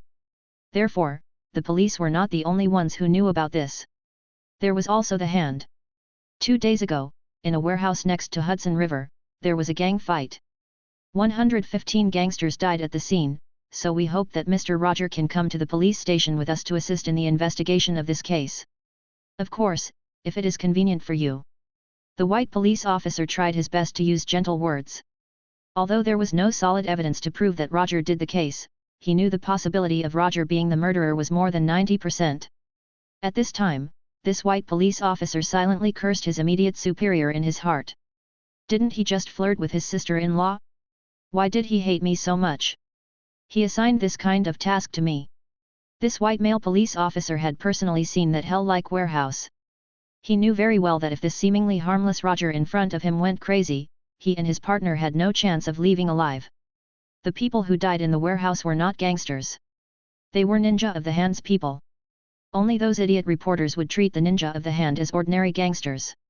"Officer, what's your name?" Roger did not answer his question. Instead, he asked for his name. "Jack, my name is Jack." Jack couldn't help but use a respectful tone towards Roger as he replied. "Officer Jack, I am a private detective. I am personally delighted to help the police investigate the case. After all, I am also a person who is happy to cooperate with the police. But you see, I happen to have a client here, so..." Roger did not say it explicitly, but he was sure that Jack understood his meaning. I understand. Since Mr. Roger, you are not free right now, I will not disturb you. If you are free, you can come directly to our police station. Then I will not disturb your work any longer. Goodbye." After saying that, Jack bowed slightly to Roger, took his partner out of the office as quickly as possible, and carefully closed the office door. "Since you acknowledge me as your client, can I show the commission now?" After Jack left, Matt stood up and went straight to Roger.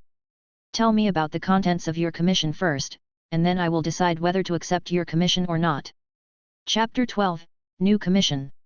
"I hope you can come with me to save my girlfriend Erica." When he heard the word girlfriend, Roger suddenly felt that he did not really want to work today. However, when he remembered that he only had 5 ninja coins remaining, he became softened and said, "Tell me clearly, what exactly is going on?" "Erica and I met when we were in college. At that time, we were a couple, but later, we broke up. We can skip this part." He felt saltier when he heard the backstory, which made him even more pitiful. I had a martial arts teacher, but later, Erica became my teacher's student for some reason. She wanted to join my teacher's organization, but my teacher refused. To prove her ability, she joins the hand, hoping to eliminate the hand from the inside and prove her ability. About 10 days ago, I saw her in New York, but she attacked me together with Ninja of the Hand as if she didn't know me.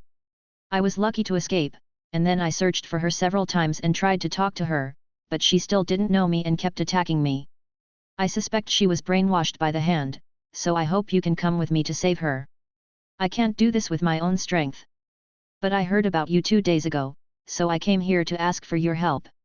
After listening to Matt's story, Roger roughly understood the ins and outs of the matter. First of all, I must correct you that she is not your girlfriend. She is your ex-girlfriend. Or, you can treat her as your junior sister. When you write a commission, you have to remember this. And then, I am kinda interested in your commission at the moment, but there is still one last step before I decide to accept your commission or not. After saying that, Roger took out one of the only 2 scrolls in the drawer and opened it on the desk. Write down the content of the commission. There is no need to be too complicated. There is no need to write about the ins and outs of the case. Just write the mission, expected results, and commission rewards. According to Roger's experience, the possibility of this commission passing the system assessment was very high. Not only did it involve the hand, but it also involved Chaste, Erica, and Matt, the Daredevil.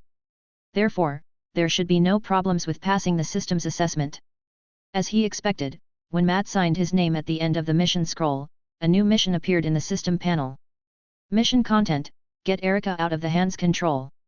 Mission status: incomplete.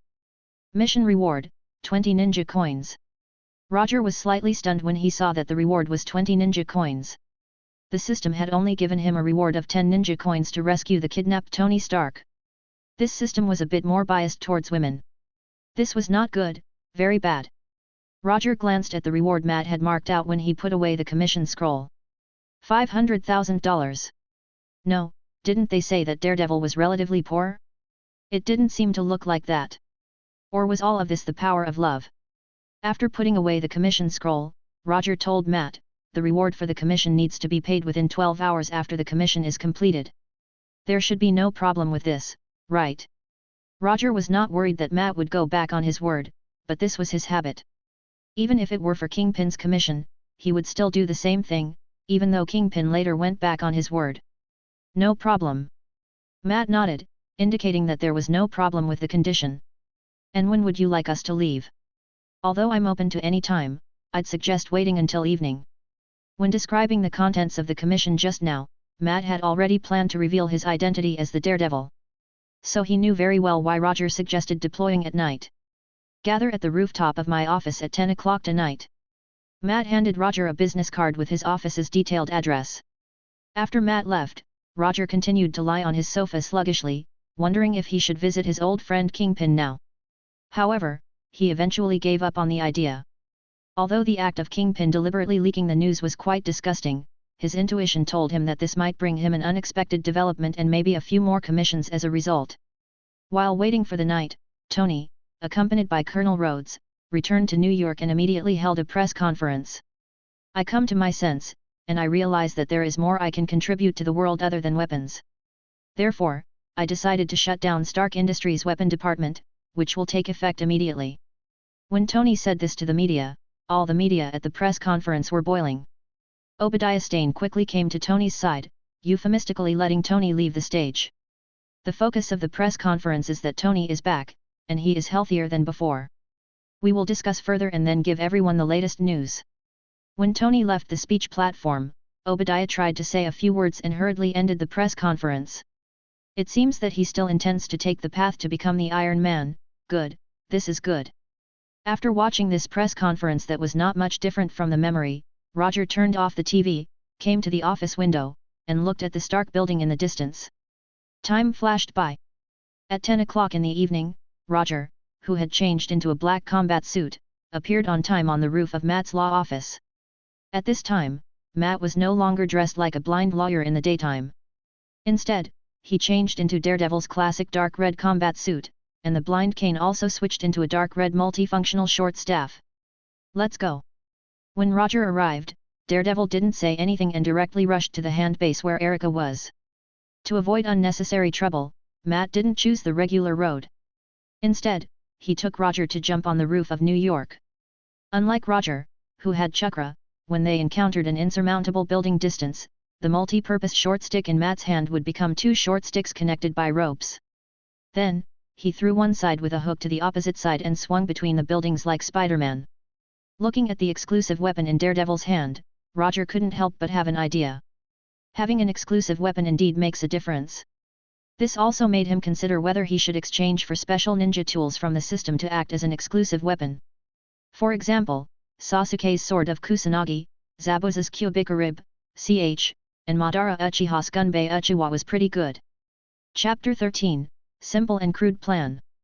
Under Daredevil Matt's lead, the two quickly arrived outside a secret base the Hand was in.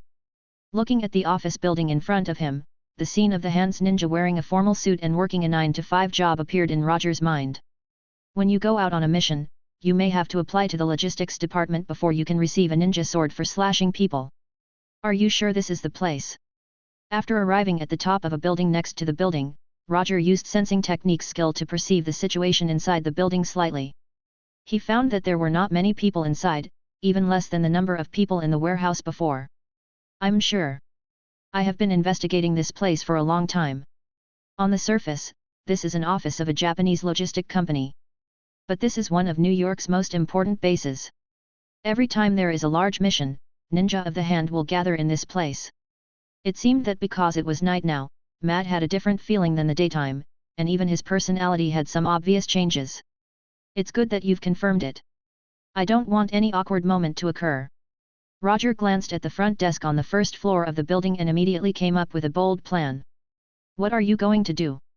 Although Daredevil Matt had never fought with Roger, he was unequivocal that this seemingly harmless man in front of him had strength far beyond his own. Matt even doubted he could survive 1 minute if Roger got completely serious. I have 2 plans now. You can choose one that you like more. First, I'll go in with you through the door on the first floor of the building, then cut everyone on sight, all the way to the top floor. In this way, I'm sure we will meet Erica halfway. Are you sure you want to do this? Although Matt hoped to save Erica from the Hand, he had never considered such a simple, straightforward, and outrageous plan. This is not a plan at all. This is pure violent recklessness, simple and crude. It seems that you don't like the first plan very much. I still have a second plan. The second plan is that I will enter from the first floor of the building and then cut down everyone on sight, all the way to the top floor. As for you, you can choose to enter from another entrance and then look for Erica's trail. With me leading the way, they probably won't notice your existence so that you can look for Erica comfortably. After listening to Roger's second plan, Matt began to wonder if he had mistakenly sought Roger's help. In Roger's mind, it seemed that there was no such thing as sneaking in, and he did not care how much impact it would cause. Looking at the confused Matt, Roger did not rush but silently waited for him to decide. The client is God. As a private detective, Roger still respected his client very much. Except for those who would go back on their word. Let's go with the second plan. If you meet Erica, I hope you can ensure her safety and not hurt her. Matt and Erica have fought several times, so he knows very well what kind of strength Erica has and naturally does not think Erica can hurt Roger. No problem, I will take good care of your ex-girlfriend. As soon as he finished speaking, Roger used body flickering technique and went directly to the first floor of the building. Then, he pushed open the door and walked in. The interior of the building was brightly lit, and the receptionist lady on the first floor and the security guard next to the lobby were all dressed in the uniforms appropriate for the roles they were now playing. This place would look no different from a regular office building if not for the obvious calluses on their hands. Good evening, sir. May I ask who you are looking for? Roger had only taken a few steps when a hand ninja wearing a security uniform walked over and blocked his way. As a ninja, your camouflage ability is not good enough. The moment he heard Roger's words, the hand ninja's face suddenly changed, and his right hand directly reached for the baton at his waist. However, before the right hand of this hand ninja could touch the baton, he felt a massive force coming from his neck, and then he instantly lost consciousness. After quickly breaking the neck of this hand ninja, Roger slightly moved his neck and activated the new Sharingan he had obtained. The moment Sharingan is activated, the world in front of Roger also changes significantly. If the world before the Sharingan was normal, then after the Sharingan was opened, the clarity of the world was upgraded to blue light, and the whole world is much clearer. However, this was only the superb insight granted by the Sharingan. After killing the first ninja of the hand, Roger did not immediately attack but gave the other ninja of the hand time to rush over. Finding them one by one was too troublesome, so it was better to wait for them to come over and catch them all. It had to be said that the efficiency of the hand's ninjas was high. In less than a minute, more than 30 of the ninjas of the hand rushed over, and without exception, they were all fully armed. "Come on, you scumbags!" Looking at the group of the hand ninjas in front of him, who had vigilant faces and emitted shocking killing intent, Roger silently extended his right hand and then raised his middle finger. The middle finger was always straightforward and crude, and it was a really effective provocative move. The middle finger surpasses the limits of race, territory, and culture. Sure enough, just as Roger had expected, these hand ninjas, who seemed never to know what was called rationality, rushed up one by one after seeing him arrogantly raise the middle finger. It was as if they rushed too slow, they would not be able to cut him a few times. "Since all of you have the title of a ninja, I will let you experience what a real ninjutsu is." With a thought, Roger displayed the only yin release he had learned so far. Yin release Bringer of Darkness technique. The moment Bringer of Darkness technique activated, all the light in the eyes of these hands ninjas completely disappeared, replaced by pure darkness. After using Bringer of Darkness technique, Roger had no intention of speaking provocatively anymore. He directly walked toward the panic-stricken ninjas and started his killing moment. As Roger was on a killing spree on the first floor of the building, Daredevil Matt entered the building from a corner on the 5th floor. After entering the building, Matt activated his extraordinary hearing to the limit. His whole body was moving like a ghost as he quickly swept through the building, searching for traces of Erica. While searching for Erica, Matt occasionally checked the situation on the first floor. There was no overly exciting sound of battle, which meant that the damage and impact of the fight were not that much. After discovering this, Matt heaved a sigh of relief. It seemed that Roger still cared about the aftermath. However, Matt never expected the first floor to be covered in blood and corpses this fast. There was no intense battle sound because the hand ninja who would make loud croaking noises had all become corpses that would never make any sound. Chapter 14, Body Substitution Jutsu. In the office on the top floor of the building, the expression on Saonde and Murakami's faces was hideous. In front of them was the real-time surveillance video of the first floor lobby.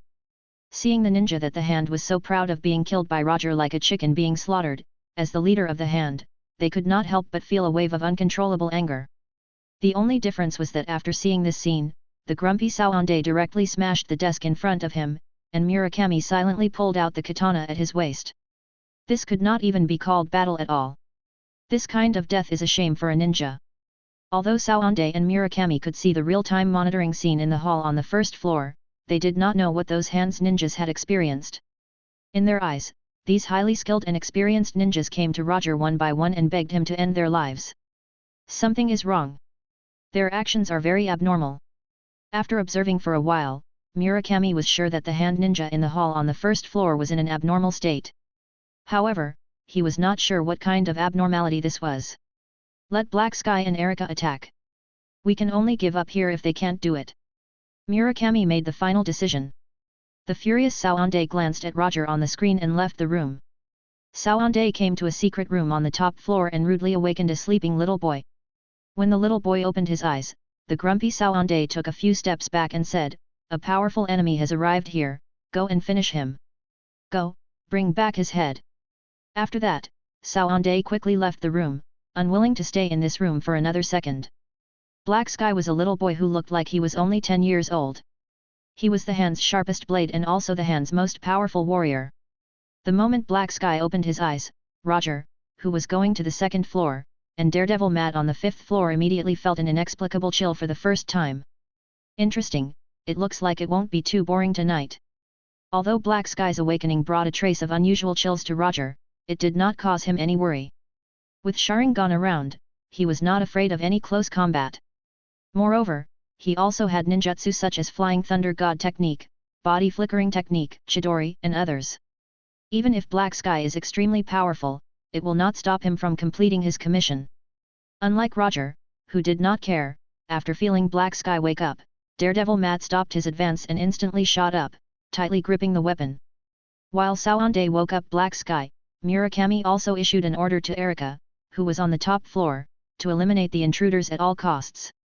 Your wish is my command. Erika, wearing a tight red ninja uniform, knelt on one knee to Murakami and walked toward Roger on the second floor. Until now, Sawande and Murakami had not discovered that another intruder was hiding on the fifth floor of the building.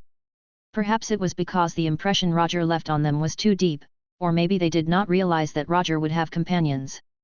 After Daredevil had sneaked in, he had not met any of the hand ninjas, let alone battled anyone. The first floor of the building was a standard hall, and the second floor was decorated like a regular office area. As far as the eye could see, it was a typical office space.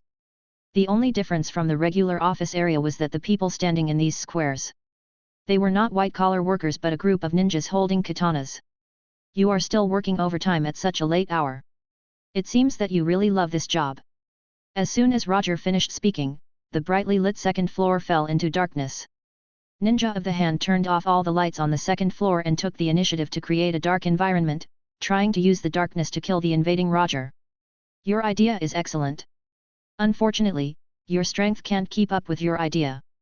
What Roger held in his hand was a katana that he had taken from the hand ninja on the first floor. Bright red blood was constantly dripping from the tip of the katana. The hand ninja on the second floor had no intention of talking nonsense with Roger. At the same time as he turned off the lights, they also threw smoke bombs one after another, causing the dark second floor to be shrouded in smoke. The dark environment and smoke were enough to put ordinary people in a highly unfavorable situation.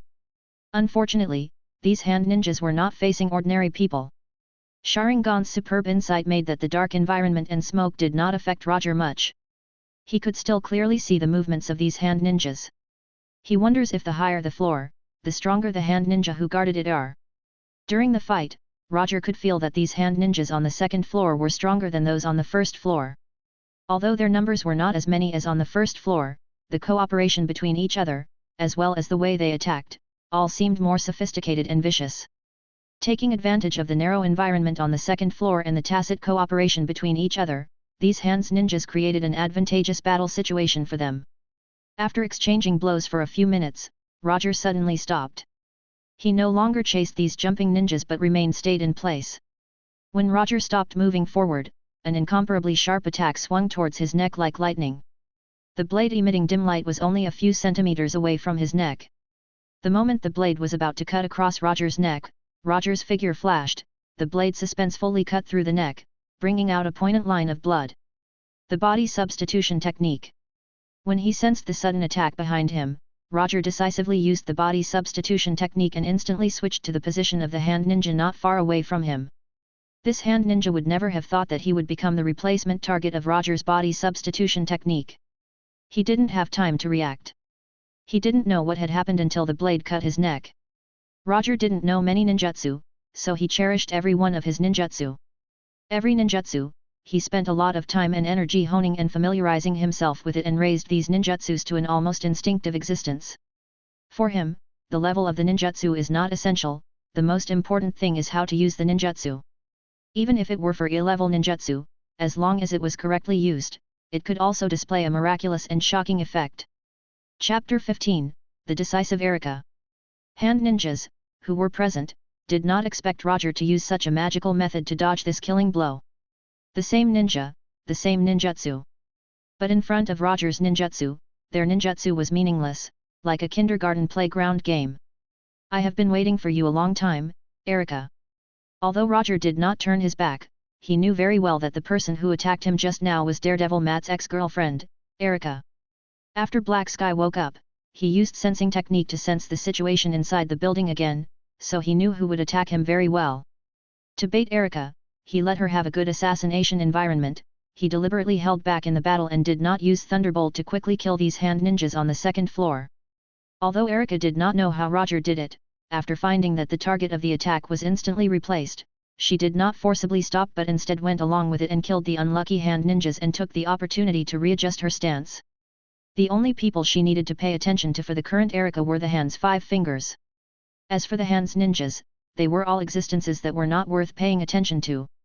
Not to mention killing hand ninjas by accident, even if all of the hand ninjas on the second floor were killed, Erika would not take it to heart.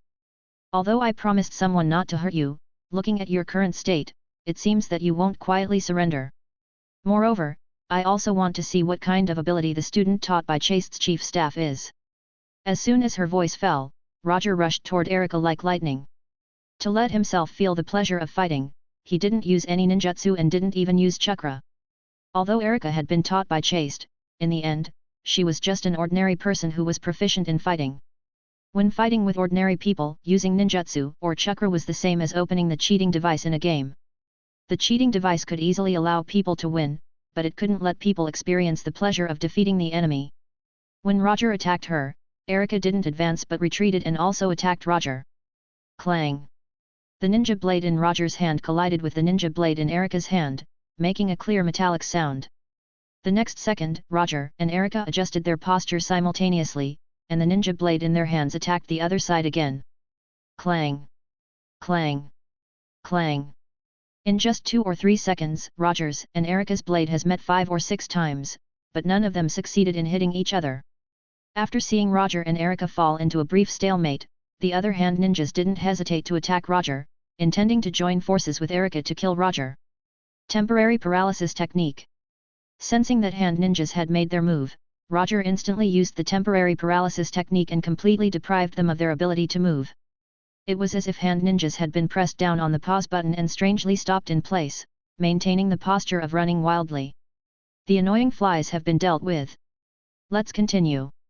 Seeing that hand ninjas was strangely frozen in place, Erika quickly retreated and made a distance between her and Roger. Although Erika was brainwashed by the hand, it didn't mean that she had no ability to think. Erika instinctively sensed danger, whether it was the previous substitution technique or the temporary paralysis technique just now. Although she had never personally experienced the power of these two ninjutsus, Erika knew that if these two ninjutsus hit her, her outcome would not be much better than those hand ninjas. After thinking for a few seconds, Erika decisively gave up the plan to continue the attack. Without hesitation, she turned around and ran, quickly disappearing from Roger's sight. Seeing Erika quickly retreat without looking back, Roger was stunned. Are all ninjas so decisive these days? Roger initially thought that she wouldn't give up easily even if Erika noticed the massive gap between them. Instead, she would do everything she could to complete the task of killing him. But reality proved that his idea was wrong. Even if you are worried that I will use ninjutsu, you don't have to run so fast. If I kill you, I won't be able to explain it to Matt or the system. Although he said that, he was unclear whether the system would punish him. In the past 3 years, he had never experienced a failed commission or a situation where he voluntarily gave up the commission, so he had no idea how the system would deal with these situations. Although Erika had disappeared from his sight, it was not so easy to run away from him. Once again, using the sensing technique, Roger quickly determined Erika's current location and the destination she planned to go to. However, his attention was attracted by Daredevil Matt on the 5th floor. To be precise, he was attracted by the little boy in front of Matt. Is this Black Sky? The hand has some strong people in it. In Roger's perception, Black Sky, fighting with Daredevil Matt, was emitting strange dark energy all over his body. This dark energy, invisible to the naked eye, not only strengthened Black Sky's physique to a terrifying level but also gave Black Sky incredible combat skills. Sensing the battle between Matt and Black Sky, a look of uncontrollable excitement appeared on Roger's face. This kind of opponent, this kind of combat skill, it was simply a big gift from the goddess of fortune.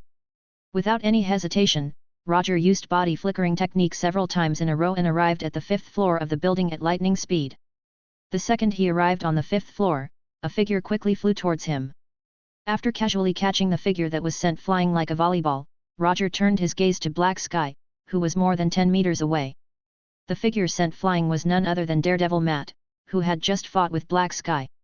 Although Daredevil Matt did not have any extraordinary abilities, after so many years of training, he had gained an exceptional fighting ability. But even so, he was still vulnerable in front of Black Sky. If Roger had been a few seconds late, he might have failed his first commission because of the client's death. The second rule of the commission was that the commission could only be completed after receiving the reward written in the commission. If the client died, even if he completed the commission, it would be judged as a failure because he could not receive any reward. It also made him suddenly realize that his previous service model had been flawed. It seemed that there was no problem with completing the commission first and collecting the reward later. However, because of the existence of the second rule of the Commission, this mode could directly lead to the Commission's failure. Chapter 16, The Real Ninja Battle. In the future, collect the Commission reward first, lest any accidents happen. Roger quickly made a decision. After seeing Roger take Matt down, Black Sky did not immediately attack Roger. Instead, he looked at Roger like a predator sizing up his prey. From the looks of it, Black Sky was just a child in his early teens. There was nothing strange about him. However, in Roger's perception, the Black Sky standing in front of him was a demon from another world, a nightmare with a bizarre form. Don't die. You haven't paid yet. By the way, I just met Erica, but she ran away so fast. She should be heading to the top floor of the building now. After hearing Roger's words, Matt quickly wiped the blood from the corner of his mouth and struggled to stand up. He intended to go to the top floor of the building to find Erica. But before he took a few steps, he fell forward uncontrollably and spat out a few mouthfuls of blood. Don't be stubborn. With your current state, any hand ninjas can easily kill you. If you still want to see Erica, stay here nicely. After I deal with this guy in front of me, I will complete your commission. After saying that, Roger no longer paid attention to Matt but walked straight to Black Sky.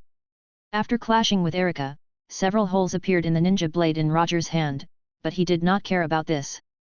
He danced a few times as he walked. The distance between Roger and Black Sky became shorter and shorter. For people like them, this short distance of a few meters could be reached instantly. But even so, they did not attack. When Roger reached a meter from Black Sky finally moved. Black Sky jumps up, his right hand aims to grab Roger's throat like a sharp claw. Black Sky was as fast as lightning, surpassing human eyes' limits. Common sense suggests Black Sky's attack would tear Roger's neck without hindrance and take his life. But the problem was that the person Black Sky was facing this time was not an ordinary person. In terms of speed, Roger had never been afraid. Just as Black Sky's right hand was about to touch Roger's neck, the ninja blade in Roger's hand had already hit his right hand. When the ninja blade touched Black Sky's skin, Roger discovered something was wrong. Without hesitation, he instantly used body flickering technique and appeared behind Black Sky in a flash. Black Sky's right hand did not tear Roger's neck, and Roger's ninja blade also did not cut off Black Sky's right hand. He strengthened his body to such a degree. Although it was only a momentary touch, Roger was 100% sure that the ninja blade could not cut off Black Sky's right hand. To be precise, it could not even hurt Black Sky. Steel-like body, which was initially just a metaphor. But for Black Sky, this was the truth. Could the power of the beast strengthen the human body to this extent? Roger began to doubt whether his previous memories had been wrong or if he had overlooked something. However, he quickly threw this question out of his mind. Even if the beast can strengthen the human body to the strength of steel, he will not have the slightest fear. Even if it is real steel, I can still cut it. After the attack missed, Black Sky strangely adjusted his posture in the air and attacked Roger again. Black Sky's attack was fast, but in front of Roger, this speed was far from where he could not fight back. Black Sky was like an absolute beast, constantly attacking Roger with his hands and feet, even creating afterimages. In the distance, Daredevil Matt tried to use his superhuman hearing to sense the battle between Roger and Black Sky. But he couldn't sense anything. The only thing he could be sure of now was that the speed that Roger and Black Sky had displayed had utterly exceeded the limits of his perception. Matt had initially thought that Black Sky had already used his full strength while fighting him, which was why he seemed to have no power to resist. But from the current situation, the strength that Black Sky had displayed before was even half, no, it is even less than 10%. There are so many monsters in this world. Matt said with a self-deprecating tone. At this time, Roger did not realize that the battle between him and Black Sky would make Matt feel so emotional. His attention was focused entirely on Black Sky, and the excitement on his face was getting more prominent. It was precisely because of this kind of inhuman opponent that it was meaningful to become stronger. After using the ninja blade to block Black Sky's attack again, the ninja blade he wielded finally broke. Black Sky used his own bare hands to break this high-quality ninja blade. When the ninja blade was broken, Roger used body flickering technique again to open up the distance between him and Black Sky. Throwing aside the remaining half of the ninja blade, Roger said to Black Sky in an excited tone, "For the sake of your efforts, I'll let you feel what a real ninja's battle is." As soon as he finished speaking, Roger gathered his chakra in his eyes. Sharingan. The moment Roger activated Sharingan, Black Sky, who had been expressionless all along, revealed a dignified expression for the first time. His entire body was like a wild beast as he sprawled on the ground. At the same time, he grinned and let out a series of bellowing roars. Shadow Clone Technique. With a thought, 4 shadow clones of Roger appeared simultaneously with a bang. The second round begins now. 5 Roger attacked Black Sky simultaneously, and each held a kunai in their hands. Looking at the 5 identical Roger in front of him, Black Sky did not retreat and ran straight towards one of them. The distance of more than 10 meters was fleeting. When Black Sky was about to collide with this Roger, a sudden force enveloped him, causing his movements to stop instantly. Temporary Paralysis Technique. This was another ninjutsu cast by Roger. Temporary Paralysis Technique, which could hold an ordinary person for at least 30 minutes, could only maintain a short 2 or 3 seconds on Black Sky. But this short 2 or 3 seconds was already enough. In front of Black Sky, Roger took this opportunity to stab the kunai towards Black Sky's right eye. As if sensing the aura of death, Black Sky, whose movements were restricted, instantly emitted a black mist. This black mist attacked Roger in front of him like a poisonous snake, trying to completely devour Roger in front of him, thus stopping his right eye from being pierced. When the black mist was about to devour Roger, an office chair that could be seen everywhere replaced Roger's position. Substitution Technique. Chapter 17, Black Sky's Death. In front of Black Sky, Roger used the body substitution technique to switch between the office chair and his position, changing the target of the black fog from himself to the office chair. The office chair that was swallowed by the black fog instantly vaporized as if it had encountered an indescribable high temperature. Seeing this, the other 4 Roger instantly pulled away from Black Sky to avoid being touched by the black fog. At the same time, 2 Roger threw the kunai in their hands at Black Sky. When the 2 kunai were about to hit Black Sky's body, a mysterious black fog surged out from Black Sky's body again, swallowing the 2 kunai. One of the kunai was instantly vaporized like the office chair, while the other pierced a small part of the black fog, then turned into smoke and disappeared. After seeing this scene, one of Roger revealed a smile and silently said, "It seems that there is no way to engage in close combat, but what ninjas know is not only close combat." Yin Release Bringer of Darkness Technique. Roger was the first to use ninjutsu. Unlike the temporary paralysis technique, which had deprived him of his ability to move, Bringer of Darkness technique is an illusion technique that explicitly targets vision.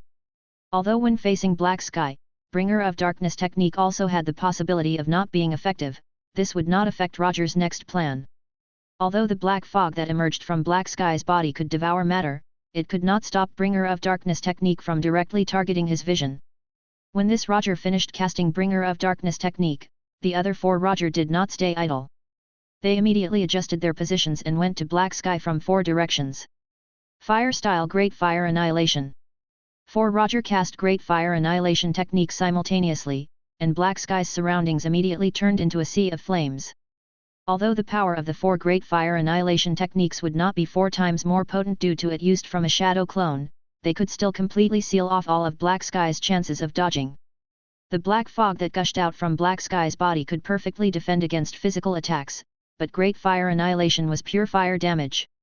Great Fire Annihilation, who came from 4 different positions, hit Black Sky, who had temporarily lost his vision without any suspense, causing him, who was in the center of the attack, to let out an intense painful wail. When the other 4 Roger used Great Fire Annihilation technique, the first Roger who used Bringer of Darkness technique did not idle either, throwing one temporary paralysis technique after another at Black Sky. Since one temporary paralysis technique could only hold Black Sky for 2 to 3 seconds, he would use more of the temporary paralysis technique to extend the duration of the paralysis effect. When the effect of the first temporary paralysis technique disappeared, the second temporary paralysis technique hits Black Sky again. After the second temporary paralysis technique's effect wears off, and the third temporary paralysis technique hits again. Relying on one temporary paralysis technique after another, Black Sky was forced to stay where he was for more than 10 seconds and ultimately suffered the full power of 4 Great Fire Annihilation techniques. When Great Fire Annihilation technique's flames dissipated, Black Sky, who was at the center of the attack, turned into an incomplete skeleton. With the support of a faint black fog, he barely managed to remain standing. The damage was dealt, and the result was death. At this point, Roger released Shadow Clone technique. The four Roger who used the Great Fire Annihilation technique turned into smoke and disappeared with a bang. When Black Sky, who was only a burned skeleton now, fell to the ground, Roger silently summarized his battle just now. Using Shadow Clone technique, he used one of them to attract Black Sky's attention. The main body used the temporary paralysis technique, and Shadow Clone technique took the opportunity to attack Black Sky's right eye. Shadow Clone technique used the body substitution to avoid the black fog, and the main body made a new strategy. The main body and one Shadow Clone technique simultaneously threw out one real object and one fake object to determine the nature of the black fog. After understanding the nature of the black fog, Roger used Bringer of Darkness technique to deprive Black Sky of his vision. 4 Shadow Clone technique cast Great Fire Annihilation technique from 4 directions simultaneously. This original body continued to use the temporary paralysis technique to forcefully control Black Sky, allowing him to suffer all 4 of the Great Fire Annihilation technique's damage. This set of moves is not very flashy, though. However, the effect was excellent. It quickly dealt with Black Sky, who was protected by the black fog. Looking at Black Sky's burnt bones scattered on the ground, Roger sighed in satisfaction. This was the best battle he had experienced in the past 3 years. If not for the fact that Black Sky knew nothing about his ninjutsu and was so reckless, he might not have been able to execute this tactic so smoothly. No matter what, Black Sky still let him enjoy the pleasure of fighting. Roger was in a good mood now, but Saonde and Murakami on the top floor of the building were in a bad mood. First, Erika fled timidly, and then Black Sky died in battle. Erika fleeing doesn't matter that much. After all, she was just an outsider, a tool that had been brainwashed by the hand. But Black Sky was completely different. Black Sky was the strongest weapon that the hand had carefully forged. In a sense, Black Sky was the ceiling of the hand's strength. Otherwise, as one of the 5 fingers, there was no need for Saonde to be afraid of a child in his early teens. I can now be sure that he is not Chaste's bait. Murakami tried to calm himself down and said slowly. In the last meeting, they suspected that Roger was bait specially thrown out by Chaste, so they temporarily put aside their revenge on Roger. But now, it seemed that their suspicion was highly wrong. Even Black Sky, who the beast possessed, was killed so easily. If Roger was Chaste's man, he could destroy the hand by himself. With such power, there was no need to plan anything at all, just directly pushing it. Let's go. We'll have to abandon this base. Murakami turned around and said to Saonde. Saonde did not answer him, nor did he leave his seat. It was as if he had not heard Murakami at all. Saonde has the shortest temper out of the hand's 5 fingers, but if one thought that he was impulsive and brainless because of this, one would be gravely mistaken. How could a person who could be chosen by Kunlun be a brainless idiot? Even if he were an idiot, after surviving for hundreds of years, he would become an idiot with a great experience. After watching the battle between Roger and Black Sky from the monitor, Saonde became silent, and his brain began to run wildly. When Murakami was about to rush him again, he finally spoke. If we don't leave, we don't have to give up this base. While speaking, Saonde stood up and thoughtfully looked at Murakami in front of him. What do you mean? Don't tell me you want to stop that monster. Yes, I will stop him, but not by fighting. Murakami looked puzzled. Saonde said, before he killed our people in the warehouse, do you know him? Murakami shook his head. Did we offend him before? Murakami wanted to continue shaking his head, but in the end, he still said, it's hard to say. Maybe his friends or colleague died in the hands of the hand. After hearing Saonde's answer, Saonde sighed helplessly. If the hand really killed his friends and classmates, do you think he will do nothing? Chapter 18, Saonde's Decision. After listening to Saonde's words, Murakami shook his head again. That's right. This means that before the warehouse was attacked, we had no connection or grudges with this Roger. According to our information, he is a private detective. He suddenly appeared in New York 3 years ago and has mastered magical ninjutsu. Although I still don't know why he attacked our warehouse and brought people here, I have a bold guess. He only accepted someone else's request, that's why he attacked us. Saonde confidently stated his judgment. Murakami seriously thought about what Saonde said and then had to admit that Saonde's statement was very reasonable and likely to be the truth of the matter. Then what are you going to do? Since Saonde had already thought of this, it meant that he also had a countermeasure, so Murakami directly asked Saonde. It's very simple. Just give him what he wants. Since we have no real business with him, it means that as long as we are willing to take a step back, he will not continue to attack us. Unless the commission he accepted is to destroy us, there is no need for him to kill us. In the face of such an invincible enemy, taking the initiative to step back was not shameful. Although this would severely affect the Hand's reputation, compared to his life, these were things that could be ignored directly. Are you sure you want to do this? If we choose to back down, but he is still unwilling to stop, then it is very likely that we will not be able to leave this place alive.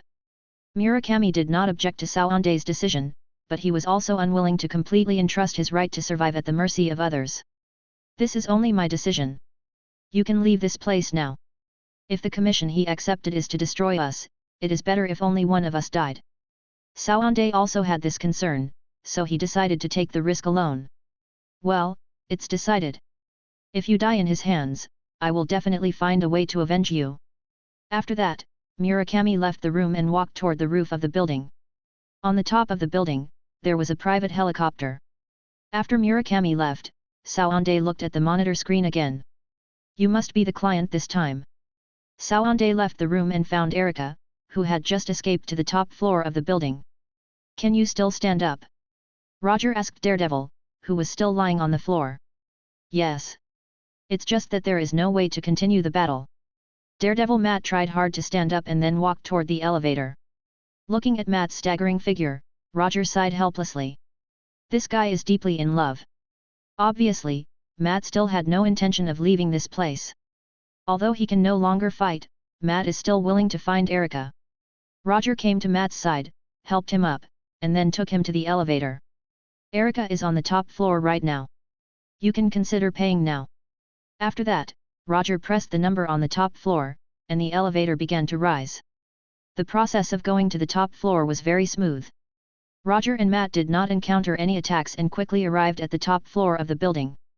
When the elevator door opened, a tall black man in a suit and Erika in a tight red ninja outfit appeared in front of them.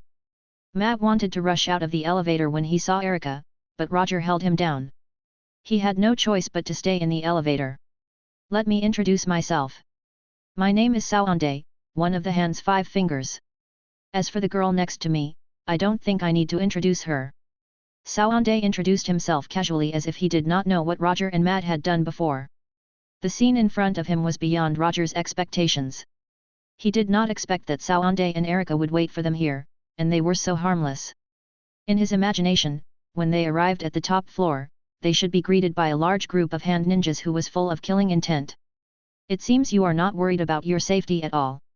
After confirming it with sensing technique, Roger found that there was no one on the top floor of the building except for the 4 of them. Unexpectedly, this scene in front of him was not a trap.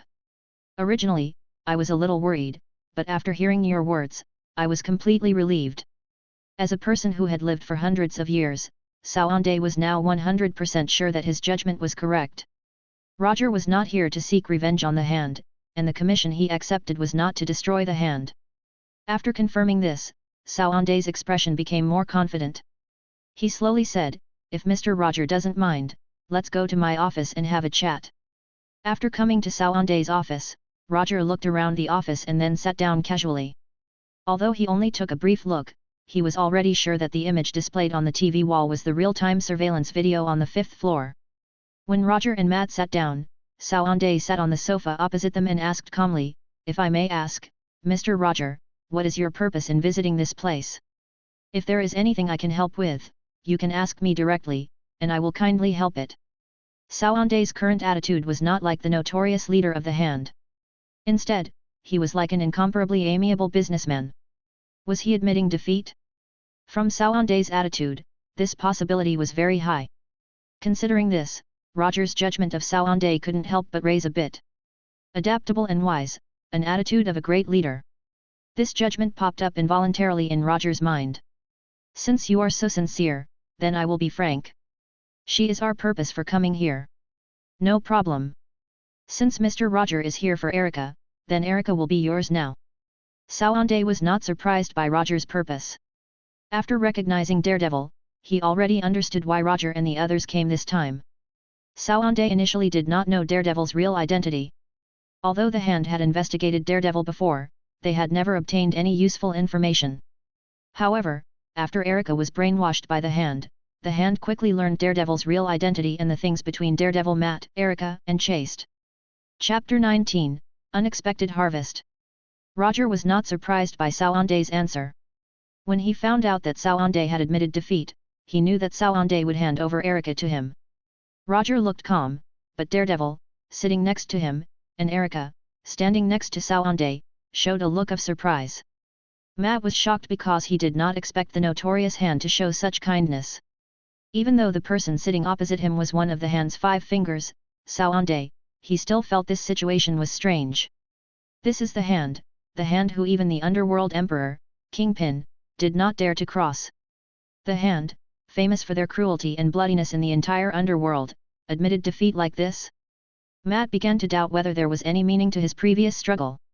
He risked his life to punish the evil, but in the end, he couldn't compare to Roger's thunderous slaughter. The so-called justice, in the end, was still inferior to the simplest violence. Just like Matt, after hearing that Saonde gave her to Roger so easily, Erica, who was standing straight, couldn't help but tremble. After being brainwashed, the Hand is the only one that Erica trusts. After knowing that she was no match for Roger, she disobeyed Murakami's order and returned to the top floor of the building. She did not mind sacrificing herself for the Hand, but she didn't want her faith in the Hand to be broken here. She believed in the Hand, but who she cared about were the 5 leaders of the Hand. She could die here and in the hands of Roger. However, Saonde and Murakami must be safe from any harm, so even if she violated the order, she had to return to the top floor of the building. She had to escort Saonde and Murakami out of the building safely. After they were safe, she would use her life to stop or kill Roger. However, she never thought that Saonde, whom she believed in, would give her to Roger so easily. It turned out that she was no different from those ninjas in their hearts. Erica thought of Hand ninjas, who she regarded as a tool, and her attitude towards those ninjas. The more she cared, the more pathetic she became. Although Erica was doing her best to control her trembling and control her emotions, those present were no ordinary people, so her abnormality was soon noticed by Logue and others. Roger did not have any reaction to this. For him, whether Erica's emotions were normal was not important. What was important was the system's judgment. Just like Roger, Saonde didn't have any reaction. However, it is only what he showed on the surface. As for what he was thinking in his heart, only he would know. Among the 3 people, the one with the most intense reaction was Daredevil Matt. After noticing Erica's abnormality, Matt ignored the pain coming from his body and quickly stood up. He immediately came to Erica and tried to comfort her. But his hands stopped in mid-air. He suddenly realized that Erica was not the Erica he remembered. And he didn't know what identity he used to comfort Erica now. Ex-boyfriend? Older brother? College friends? New York City citizen? Matt sat back on the sofa with a lonely expression. His whole demeanor became confused, as if he had experienced a severe injury that could not be healed. Looking at Matt's current attitude, Roger silently cursed in his heart. Don't go and meet your ex-girlfriend when you have nothing to do. People who go to see their ex-girlfriend usually don't have a good ending. Those classic love stories wouldn't be so attractive if love were so easy. Saonde also noticed the change in Matt, but he seemed to see nothing. As if she didn't know anything, she still maintained the fake smile of job. As for Erica, she was still confused because of having her faith destroyed. The only thought in her mind right now was that she had been abandoned by the Hand. I accept the Hand's goodwill. I don't have any business with the Hand. It's just that I had to finish work given to me, so glad that you understand. Since Saonde was such a good person, Roger did not mind giving him good treatment. I understand.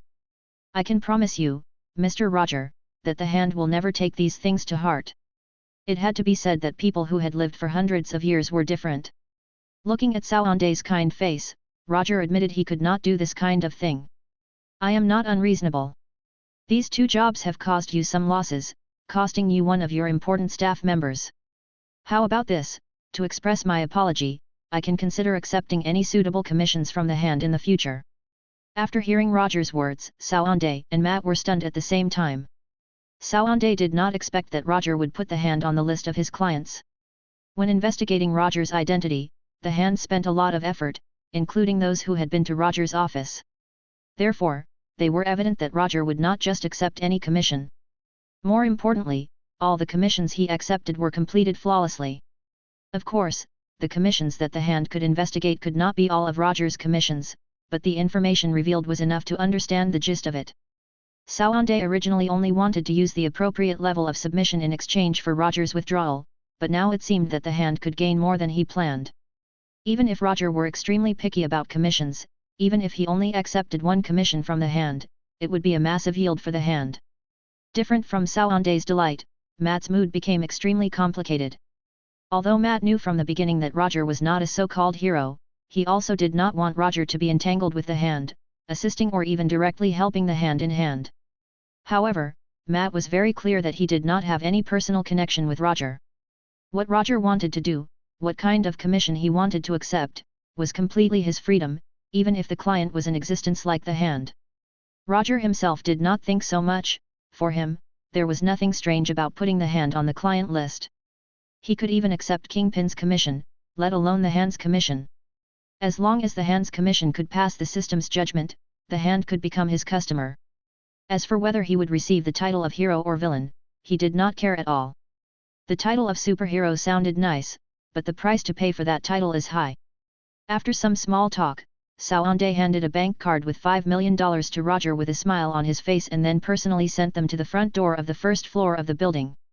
As for the corpses of the ninjas in the first floor hall, they had been cleaned up by the Hand's people when they were talking, not even a drop of blood was left. Chapter 20, The Punisher Arrives. Can you stop following me? I've said it so many times. You are free. Roger leaned back in the chair and said to Erica helplessly. Since they left the Hand's building, he had told Erica that she could go wherever she liked and do whatever she wanted. But it was unknown whether it was because he didn't express it clearly or Erica didn't listen to him. After being mercilessly abandoned by Saonde, Erica seemed to have decided to follow Roger. Even though he used Flying Thunder God technique to shake Erica off and return to the office alone, Erica still found his office address. Erica didn't answer Roger. She stood silently in front of Roger and didn't say a word. What made Roger even more helpless was that in his office, besides Erica, there was also Daredevil Matt, who was seriously injured. Matt also didn't say a word, as if he would follow wherever Erica went. Looking at Matt's incredibly pale face, Roger was scared that Matt would suddenly die in his office. I admire the two of you. No wonder you could become a couple before. You guys are.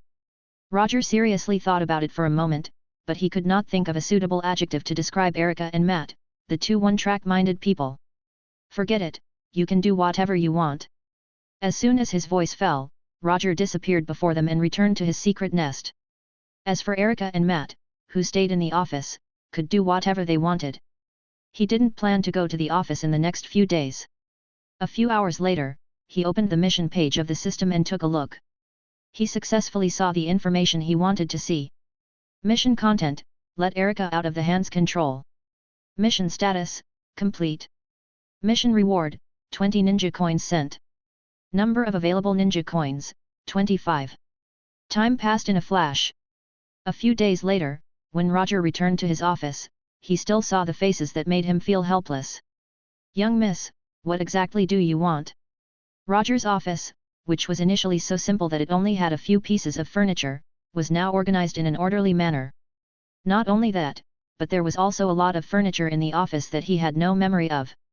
After seeing the paints, materials, and other tools piled up in the corner of the wall, he had enough reason to suspect that if he returned a few days later, his office might be completely renovated. I won't let others throw it away like garbage. Perhaps it was because she changed back to everyday clothes, but after hearing Roger's question, Erica answered his question for the first time. Although this is just some idle chit-chat, this was also a good start. If she was willing to speak, it meant that they could communicate.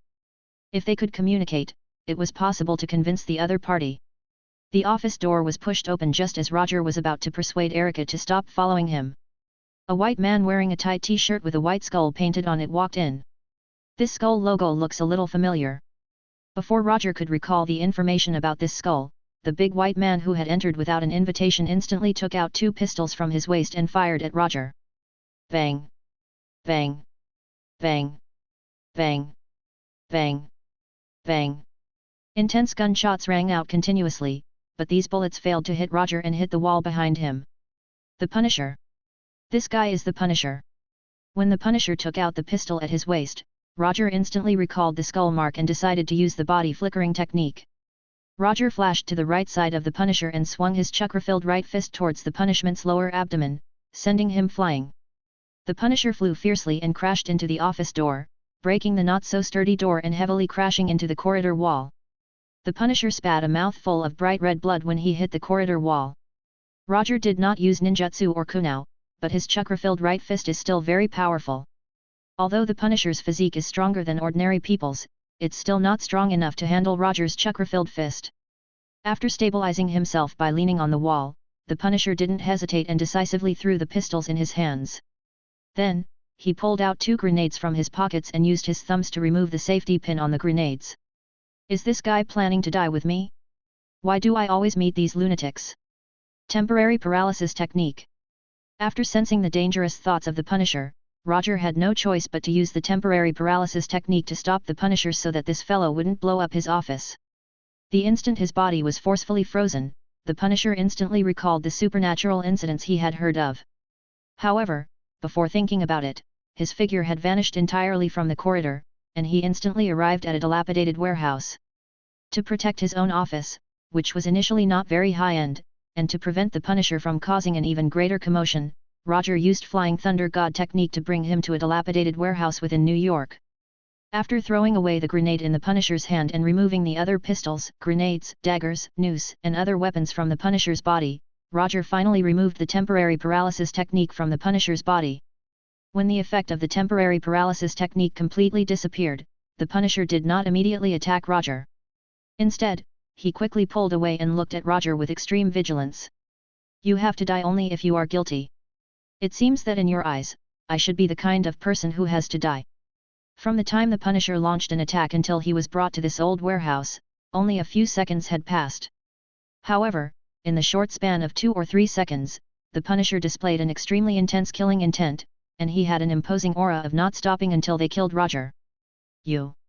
After Roger revealed his true thoughts, the Punisher was slightly stunned, but he quickly recovered and focused on Roger with vigilant eyes. Others may not know your identity, but I am different. I know who you are, Captain Frank Castle. This was the advantage of a transmigrator. A secret identity was no different from public information for a transmigrator.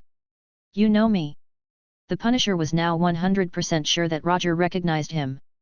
However, he remembered very clearly that he had never seen Roger before. Of course, who doesn't know the famous Punisher? However, even if you are the Punisher, you can't shoot at me without saying anything. Because it would make me very upset. At this point, the aura around Roger changed. From a seemingly harmless young man, he instantly became a tyrant who held supreme power and slaughtered countless lives. Chapter 21, 3 Chances. Could we even consider this guy a human? After experiencing Roger's menacing aura, even the experienced and knowledgeable Punisher could not help but swallow his saliva. At the same time, he silently took a step back.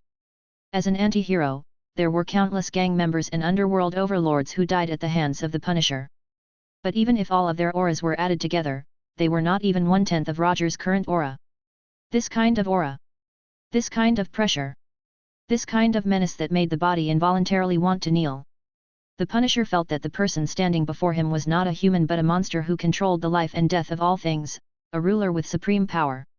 In front of this astonishing and terrifying aura, the ninjutsu that Roger had just used became incomparably ordinary. The Punisher wanted to say something, but in the face of this menacing pressure, he finally obediently shut his mouth. Even his gaze silently moved down a bit, not daring to look at Roger's figure again. After noticing the change in the Punisher, Roger finally withdrew his indescribable and astonishing aura and once again returned to that seemingly harmless-looking ordinary young man. This was the first time he was so angry after coming to this world. He had just given himself a few days off and returned to his office in a good mood. In the end, he saw Erica, who made him helpless. It was okay, but what made him angry was the Punisher's sudden attack full of killing intent. Although the Punished attack did not hurt him, it instantly changed his initially happy mood into a bad one. He would have broken the Punisher's neck directly if not for his self-control. I don't know if you attacked me because I killed too many ninjas from the hand or other reasons. But your attack made me very upset, but I don't want to kill now, because killing will worsen my mood. So I decided to give you a chance to make up for it. If you become my subordinate, I will no longer pursue the matter of you attacking me just now. Roger initially did not have this kind of thought, but after seeing the skull on the Punisher's body, he suddenly changed his mind. The Punisher's skills were excellent, and his past predestines him to have a lot of great unfolding. To turn such a person into his subordinate, there should be unexpected results, and maybe he could get more commissions. No, I refuse. The Punisher knew well what his choice meant, but he still gave a decisive answer. Some people would not give up just because they were in the brink of death. Very good. Very good. However, I want you to submit to me even more now. Having a personality was better than not having a character. Moreover, the Punisher's skills meant he would be a very qualified subordinate, so Roger was even more determined to subdue the Punisher. I'm not afraid that you have a personality, but I'm worried that you don't have the ability. I can't be your opponent, but I won't be your subordinate either. It's impossible now and absolutely impossible in the future. If you intend to subdue me, I advise you to kill me directly. The Punisher solemnly replied, but Roger did not take his words to heart. No matter in which world, there was an eternal law, an ultimate law that could surpass time and space. The law of true fragrance. The stronger the rejection, the stronger the law of true fragrance in the future. It is a waste to kill someone like you. Since your belief is, as long as you are guilty, you must die. Then I will give you the chance to carry out your belief and give you 3 chances. Hearing this, Punisher could not figure out what Roger was trying to do. In the next month, I will stay in New York. You can attack me at any time or place. If you can hurt me in 3 attacks or successfully escape once after the attack, I will give up the plan to subdue you. At the same time, I don't mind your attack this time. But, if you fail 3 times in a row, you will become my subordinate and submit to me. How about it, are you interested in accepting this challenge? As he spoke, Roger walked towards the Punisher. When he finished speaking, he just came in front of the Punisher. Or is it that your belief is just a joke? Listening to Roger say this almost mockingly, the Punisher silently clenched his fists. Then, he took a deep breath and replied in a gloomy tone, "Since you want to play, I will play with you. However, if you lose, you will die. If you can do it, do it. I appreciate your confidence." After saying that, Roger patted the Punisher on the shoulder and returned to his office through Flying Thunder God technique. When he returned to his office, the one who appeared before him was still Erica. However, Erica was trying to install the door broken by the Punisher. Erica noticed Roger, but she didn't talk to him. She continued installing the door, trying to restore it to its original state. Looking at Erica's back, Roger seriously thought for a few seconds and said, "If you really want to stay here, that's fine, but only if you become an assistant in the office." Hearing Roger's words, Erica stopped. After a period of silence, she said without looking back, "No problem, as long as you pay my salary." Roger didn't answer Erica. He just opened his desk drawer and took out the bank card that Sawande gave him last night. "The money inside will be the fund of the office. Your salary and office expenses will be paid from this card." After throwing the bank card at Erica like a dart, Roger used Flying Thunder God technique to return home, opened the PS4, and played the game. As for the challenge between him and the Punisher, he did not take it to heart because the Punisher was sure to lose. After the Punisher agreed to his casual challenge, he left Flying Thunder God's formula on the Punisher when he patted the Punisher on the shoulder. With Flying Thunder God's formula here, the Punisher couldn't have a chance to escape smoothly, and it was impossible to have the possibility of successfully attacking him. As long as he sensed Flying Thunder God's formula on the Punisher, he would be able to know the Punisher's position very clearly and even appear directly in front of the Punisher. So this challenge was not a fair game from the beginning. Ninjas were not knights, so there was no need to pursue the so-called fairness foolishly. As long as he could complete the goal, he did not mind using some dirty tricks. Chapter 22, Tony's Invitation. In the next few days, Roger would go to his office every day to see if any commissions could pass the system's judgment. He didn't know if the previous missions had used up all his good luck, but not many customers came to visit these days, and the contents of the commissions were also a bit difficult to describe. Find the lost pet cat, find the old classmates from more than 10 years ago, protect a group of rich second generations who are going to the Yama forest. Roger didn't even have the interest to answer these kinds of client, directly telling Erica to ignore them. Aren't there any better commissions? Lying on the sofa, Roger stared at the office ceiling with a bored face, holding a balloon full of water in his right hand. The water in the balloon seemed to be boiling, constantly bulging, making the smooth surface of the balloon bulge. Sitting on the other side, Erica curiously looked at the water ball in Roger's hand and then asked doubtfully, "Is this your ninjutsu training method?" Erica was also a ninja, but she had never seen a ninja like Roger, nor had she seen a ninjutsu like Roger's. Erica had a profound impression of Roger's ninjutsu and also had a strong yearning. "Not training, I am learning a new ninjutsu." Roger's initial plan was to exchange for Rei's Nan in the system directly, but after having Sharingan, he changed his mind. The principle of Rei's Nan was straightforward: concentrate the chakra in hand, then control the chakra to constantly flow in an irregular direction, compress it, and finally form a palm-sized chakra ball. Therefore, to master Rei's Nan, besides directly exchanging it from the system, one could also use continuous practice to master it. For the control of chakra, Roger was considered to have reached perfection. After all, in the past 3 years, the most he had practiced was the use and control of chakra. Be it walking on the surface of the water or hanging himself upside down on the ceiling, he had already mastered it years ago. Even if he had to imitate Spider-Man on the outer wall or the building glass, there would be no problem. Boom! Not long after Roger answered Erica, the water ball in his hand began to boil violently and then shattered with a bang. After the water ball in his hand shattered, Roger sat up and took out a palm-sized ball from his desk drawer. The first stage of learning the Rei's Nan was to gather chakra in his palm, and the second stage was the water ball practice. For him, it was not difficult at all. So after breaking the water ball in his hand, he immediately began the third stage of the ball practice.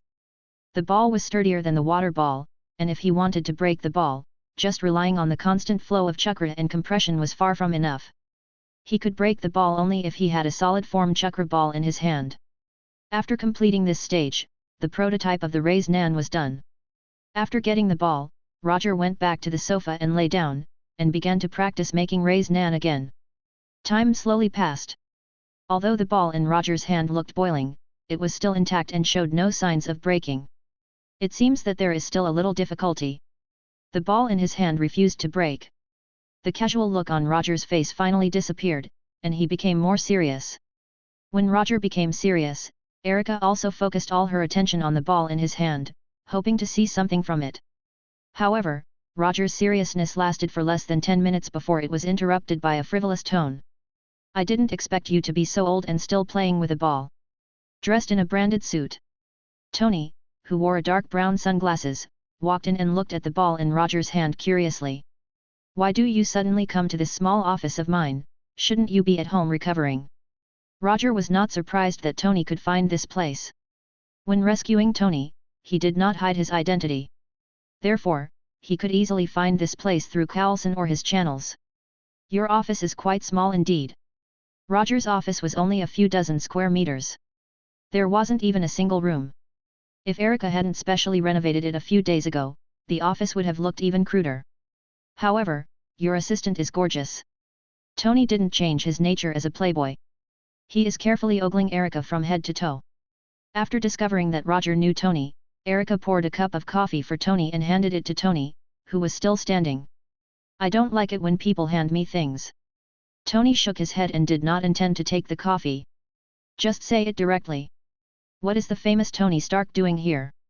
Roger did not hate Tony, but he just wanted to practice the Rei's Nan quietly. "As my savior, your attitude towards me is really cold. Can't you be a little more enthusiastic?"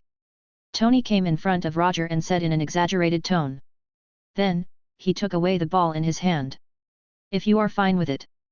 Before Roger could finish, Tony continued, "I have created a new toy these past few days. I would like to invite you to enjoy it." Although Tony did not say it explicitly, Roger quickly guessed Tony's so-called new toy. If nothing went wrong, the new toy Tony spoke of was the steel armor. However, he wasn't sure if it were for Mark II or Mark III. "Tony Stark personally came to invite me. If I don't go, it would be insulting." More than an hour later, Roger came to Tony's offshore mansion and saw the familiar steel armor in his memory. Red gold color, Mark III. "It hasn't even been a week since you returned to New York. You got the steel armor so quickly. You really work efficiently." Of course, I am Tony Stark. Tony said confidently, and he liked the appreciation in Roger's eyes. As a creator, what he was most afraid of was that his work would not be recognized. Therefore, Roger's recognition of Mark III also made Tony feel satisfied and gratified. It's really great. This is the beginning of a new era. Looking at Mark III in front of him, Roger could not help but be emotional. Tony did not expect Roger to have such high praise for Mark III. He immediately felt like he had met a confidant. Chapter 23, Tony's Commission. Fight with me, I want to see how strong this so-called ninja is. When Roger used his right hand to feel the cold metal texture coming from Mark III, Tony suddenly opened his mouth and said that. No, I refuse. Roger did not even turn his head and directly refused Tony, continuing to focus on Mark III. It had to be said that even with the extraordinary power of ninjutsu, the peak product of mechanical technology like Mark III could still make Roger want to have it. Why? Tony directly came to Roger's side and asked. I got nothing from fighting with you, and it is also tiring, so I refuse. After observing Mark III at close range, Roger gave his answer. Your new toy is really good. I will go back if you have nothing else to do. After satisfying his curiosity, Roger had no plans to stay any longer. A thought quickly flashed through Tony's mind when Roger was about to leave. Then, he said very seriously, you are a ninja who will accept a commission. I have a commission right now. I don't know if you dare to accept it or not. Although he was unequivocal that Tony was goading him, after hearing Tony's words, Roger, who was preparing to use Flying Thunder God technique, suddenly stopped. The content of the commission is very simple. It is that you fight with me, while I wear the steel armor. No matter if you win or lose, I will give you a generous reward. How about it? Do you want to accept it? Or are you afraid of my Mark III, so you don't even dare to fight me? Tony deliberately said in a mocking tone. His face was filled with confidence. Seeing Tony like this, Roger helplessly shook his head and gave his answer. Money doesn't interest me. But since you are so confident, I will show you. As soon as he finished speaking, Roger's figure disappeared in front of Tony. Although it was not the first time he had seen Roger disappear in an instant, Tony still felt some fear towards this ability that was elusive. A few seconds later, Roger's figure reappeared in front of Tony, and he held a scroll in his hand. The scroll in his hand was a mission scroll. I have a strong sense of ceremony, so if you want to carry out the commission, you have to first write the content and reward on it, and then I will give you the final answer. If you lose, I want a set of Mark III, complete with the arc reactor. After that, Roger pointed to arc reactor on Tony's chest. No problem. Tony quickly wrote down the content and reward of the commission on the commission scroll and then threw the scroll back to Roger. When Tony signed the name on the scroll, there was an extra line of information on the commission page in the system. Mission content, fight against Tony Stark wearing Mark III once. Mission status, not complete. Mission reward, 5 ninja coins. After seeing Tony's commission pass the judgment, a satisfied look appeared on Roger's face. Finally, there would be more ninja coins to earn. Although it is only a tiny number of ninja coins, no matter how small, a ninja coin is still a ninja coin, so Roger did not mind. The difficulty of the commission was very low, he did not need to spend much time and energy, and he could also obtain a set of Mark III as a trophy. This was an outstanding commission and was even ranked in the top 3 of all the commissions that Roger had carried out. I accept your request. When do you want to start this battle? Right now, the battlefield is right here. Tony originally wanted to say that he would fight directly here. But after looking at his garage, he decisively gave up on this idea. You can decide the battlefield. Since that's the case, let's fight outside. Roger casually pointed out the window and quickly determined the battle's location. Outside? It's the sea outside. Do you want to fight me in the sea? Tony asked with a puzzled face. No, I'm not fighting with you in the sea. I'm fighting you outside. You can fly in the air, but you can also dive into the sea. You're free to choose. Looking at the sea outside, although Tony did not understand how Roger would fight in that place, he still agreed. Tony quickly finished wearing Mark III, then flew out of the garage to the sea several kilometers away. Just as Tony was about to look back and see how Roger would come to this place, Roger's figure appeared out of thin air in front of him, and then he quickly fell under the influence of gravity. Although Tony did not fly very high, he was still several meters above sea level. Looking at Roger's rapidly falling figure, Tony originally wanted to fly over to save Roger, but in the end, he gave up this idea. He wanted to see how this ninja who had mastered the mysterious ninjutsu would resolve the situation in front of him. 30 meters, 20 meters, 10 meters, 5 meters. When Roger was about to fall into the sea, he seemed to have landed on the ground and stood firmly on the sea's surface.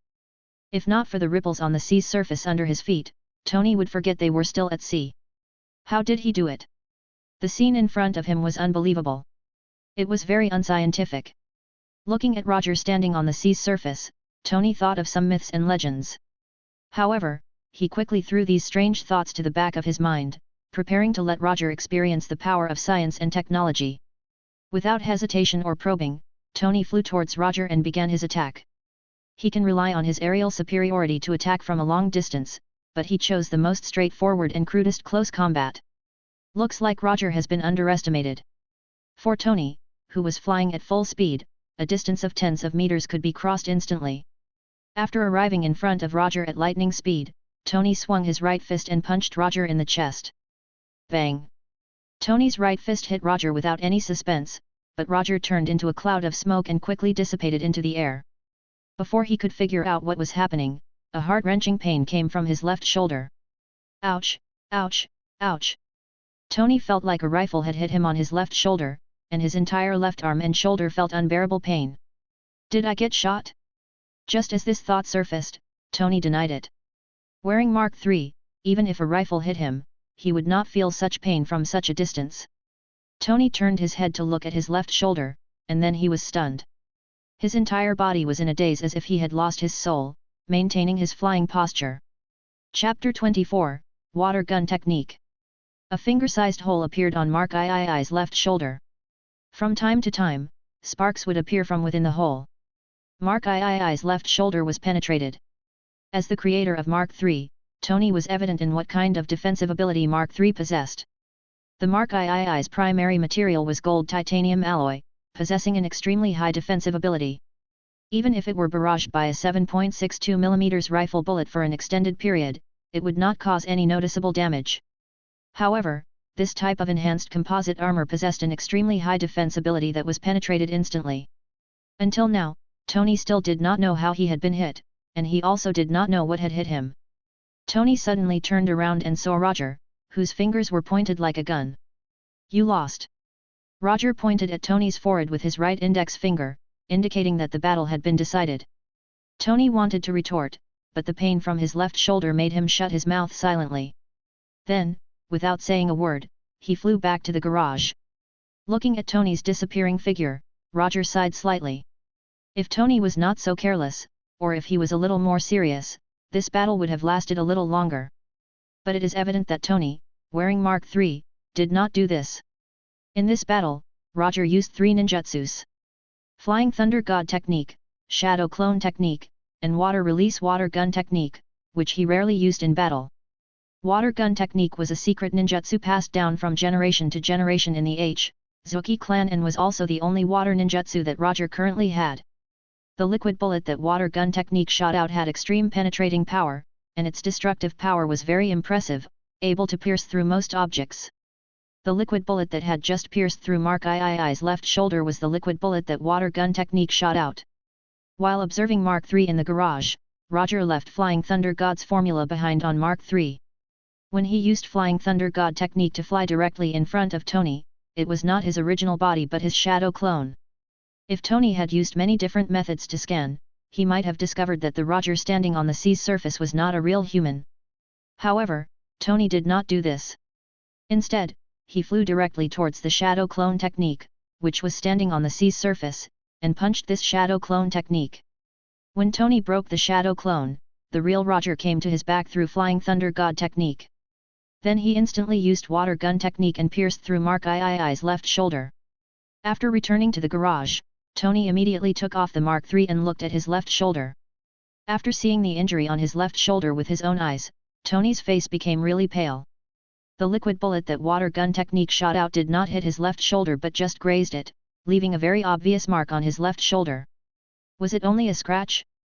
At the moment of his injury, Tony thought his left shoulder had been completely pierced, which was why he felt such pain at such a close distance. But reality proved that this was just his imagination. When he used water gun technique, Roger deliberately avoided Tony's shoulder. The liquid bullet only brushed past Tony's shoulder, not his shoulder. After all, if it pierced through Tony's shoulder, the time he received the spoils of war would be significantly delayed. Looking at the wound on his left shoulder, Tony sighed in frustration. If he had understood this then, perhaps he would not have lost so quickly and still have had a chance to counterattack. However, Tony soon thought of the scene where Roger pointed at his forehead with his right index finger. Are you trying to tell me that if the target were my forehead, I would have died a long time ago? After laughing bitterly, Tony came in front of Mark III. He removed the entire left shoulder of Mark III and placed it on his workbench. Roger appeared in the garage just as Tony was about to study the hole on Mark III's left shoulder. It seems that you have recovered. I thought you would be bedridden for a while. Looking at Tony, who was about to start studying, Roger said with slight relief. This time, I was too impulsive. Next time, I will not give you such a chance. Although Mark III did not block Roger's attack, Tony was evident that the real reason for his defeat was not Mark III but his carelessness. I hope so. By the way, remember to inform me after you've completed the Mark III that I want. I'm still very interested in steel armor like the Mark III. After saying that, Roger's figure once again disappeared in front of Tony, as if the person talking to him just now was just a phantom. I will definitely win next time. Technology will prevail. Tony said silently in his heart while putting his attention back on Mark III's left shoulder.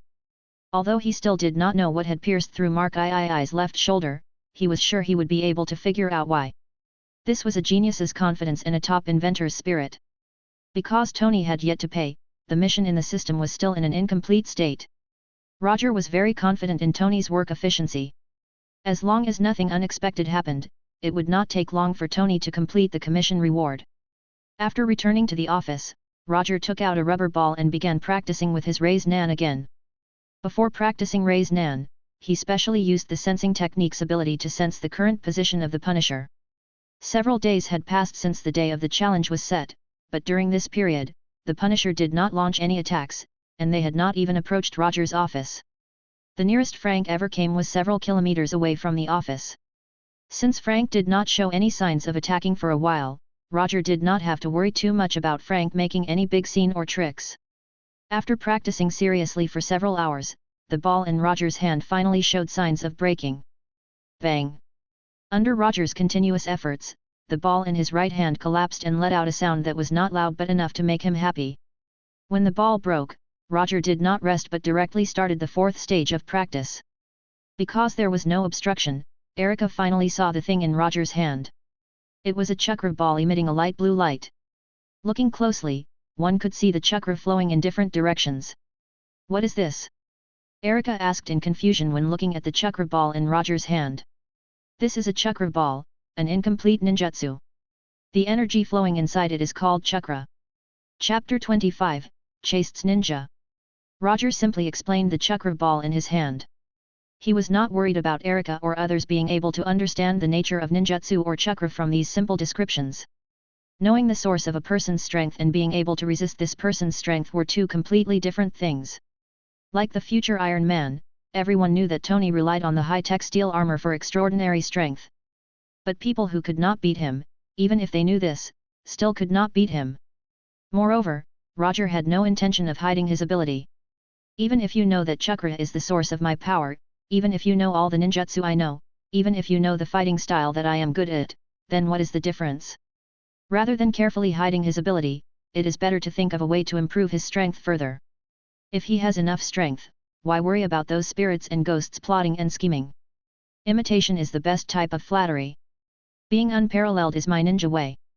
Not long after Roger explained to Erica, the chakra ball in his hand dissipated into the air, turning into streams of air. Compared to the first three stages, the fourth stage of Sharingan's practice was more difficult. It was not challenging to condense the chakra in her hand, but it wasn't easy to maintain and solidify it for a long time. Sharingan is only a ball of air. If it could not be maintained and solidified for a long time, it would be like a water ball, broken with a single stab, and does not have real combat value. Erica did not know what chakra was, and she also did not know what Sharingan was. But she saw something called power on this chakra ball. A ninja with chakra is a real ninja. For some reason, this thought suddenly popped up in Erika's mind. It dissipated, again and again, taking shape over and over again. Every failure would consume a portion of Roger's chakra. 10 times, 20 times, 50 times, 100 times. Roger could not remember how many times he had practiced it. The only feeling he had now was that the chakra in his body was about to reach its limit. This was also the first time he experienced chakra exhaustion. This will be the last time, whether it succeeds or not, I will end here today. Just like the previous practice, the last attempt failed without a hitch. There was no miracle born because it was the last time. After moving his stiff body for a while, Roger looked up at the clock on the wall. It was 3:45 in the morning. Just as he was planning to use the last of his chakra to send Flying Thunder God technique back home, he vaguely heard the faint sounds of fighting coming from the alley below the office. As a weapon master, although the sound of fighting was feeble, he could immediately tell that it was the sound of the katana's impact. It was not strange to hear gunshots in a place like New York. However, in the middle of the night, the only ones who would use katana to fight were the Hand, who was famous for being a crazy ninja. Could it really be the Hand's crazy ninja? Driven by curiosity, he came to the window and looked in the direction of the fighting sound. The ones fighting in the alley below the office were indeed ninjas, but they were not the Hand ninjas he imagined. The one fighting was none other than Erika, who had just become an assistant in the office. Erika dressed like a working woman in the workplace during the day, but what she is doing now bears no resemblance to a working woman. Erika, holding a katana, was fighting against 3 enemies wearing different colored ninja suits. After looking at them for a dozen seconds, Roger noticed something was wrong. Whether it was Erika or the 3 unknown fellows in front of him, although their attacks seemed to be extremely fierce and every move was aimed at their vital points, Roger did not see any killing intent from them. Although he did not know what relationship Erika had with the 3 fellows in front of him, as Erika's current boss, Roger felt that it was necessary for him to go down. Erika, stop. You are no match for the 3 of us. If you refuse to admit your mistakes, don't blame us for being merciless. Erika, come back with us. We can slowly solve the Hand's problems. Roger had just arrived in the small alley when he heard the words of the 3 ninjas. At the same time, he figured out the origin of the 3 people. No one else would say such words to Erika other than Chaste's people. Erika acted as if she didn't hear the words of the 3 people, and her attacks became sharper. At the same time, she silently prepared to retreat. However, the 3 Chaste ninjas quickly noticed Erika's plan. They no longer held back and instantly forced Erika into a disadvantageous situation. When Erika was about to be defeated and then forcibly taken away, Roger, who had stayed in the alley's shadows for a while, finally came out. Do chaste people only bully those who are alone?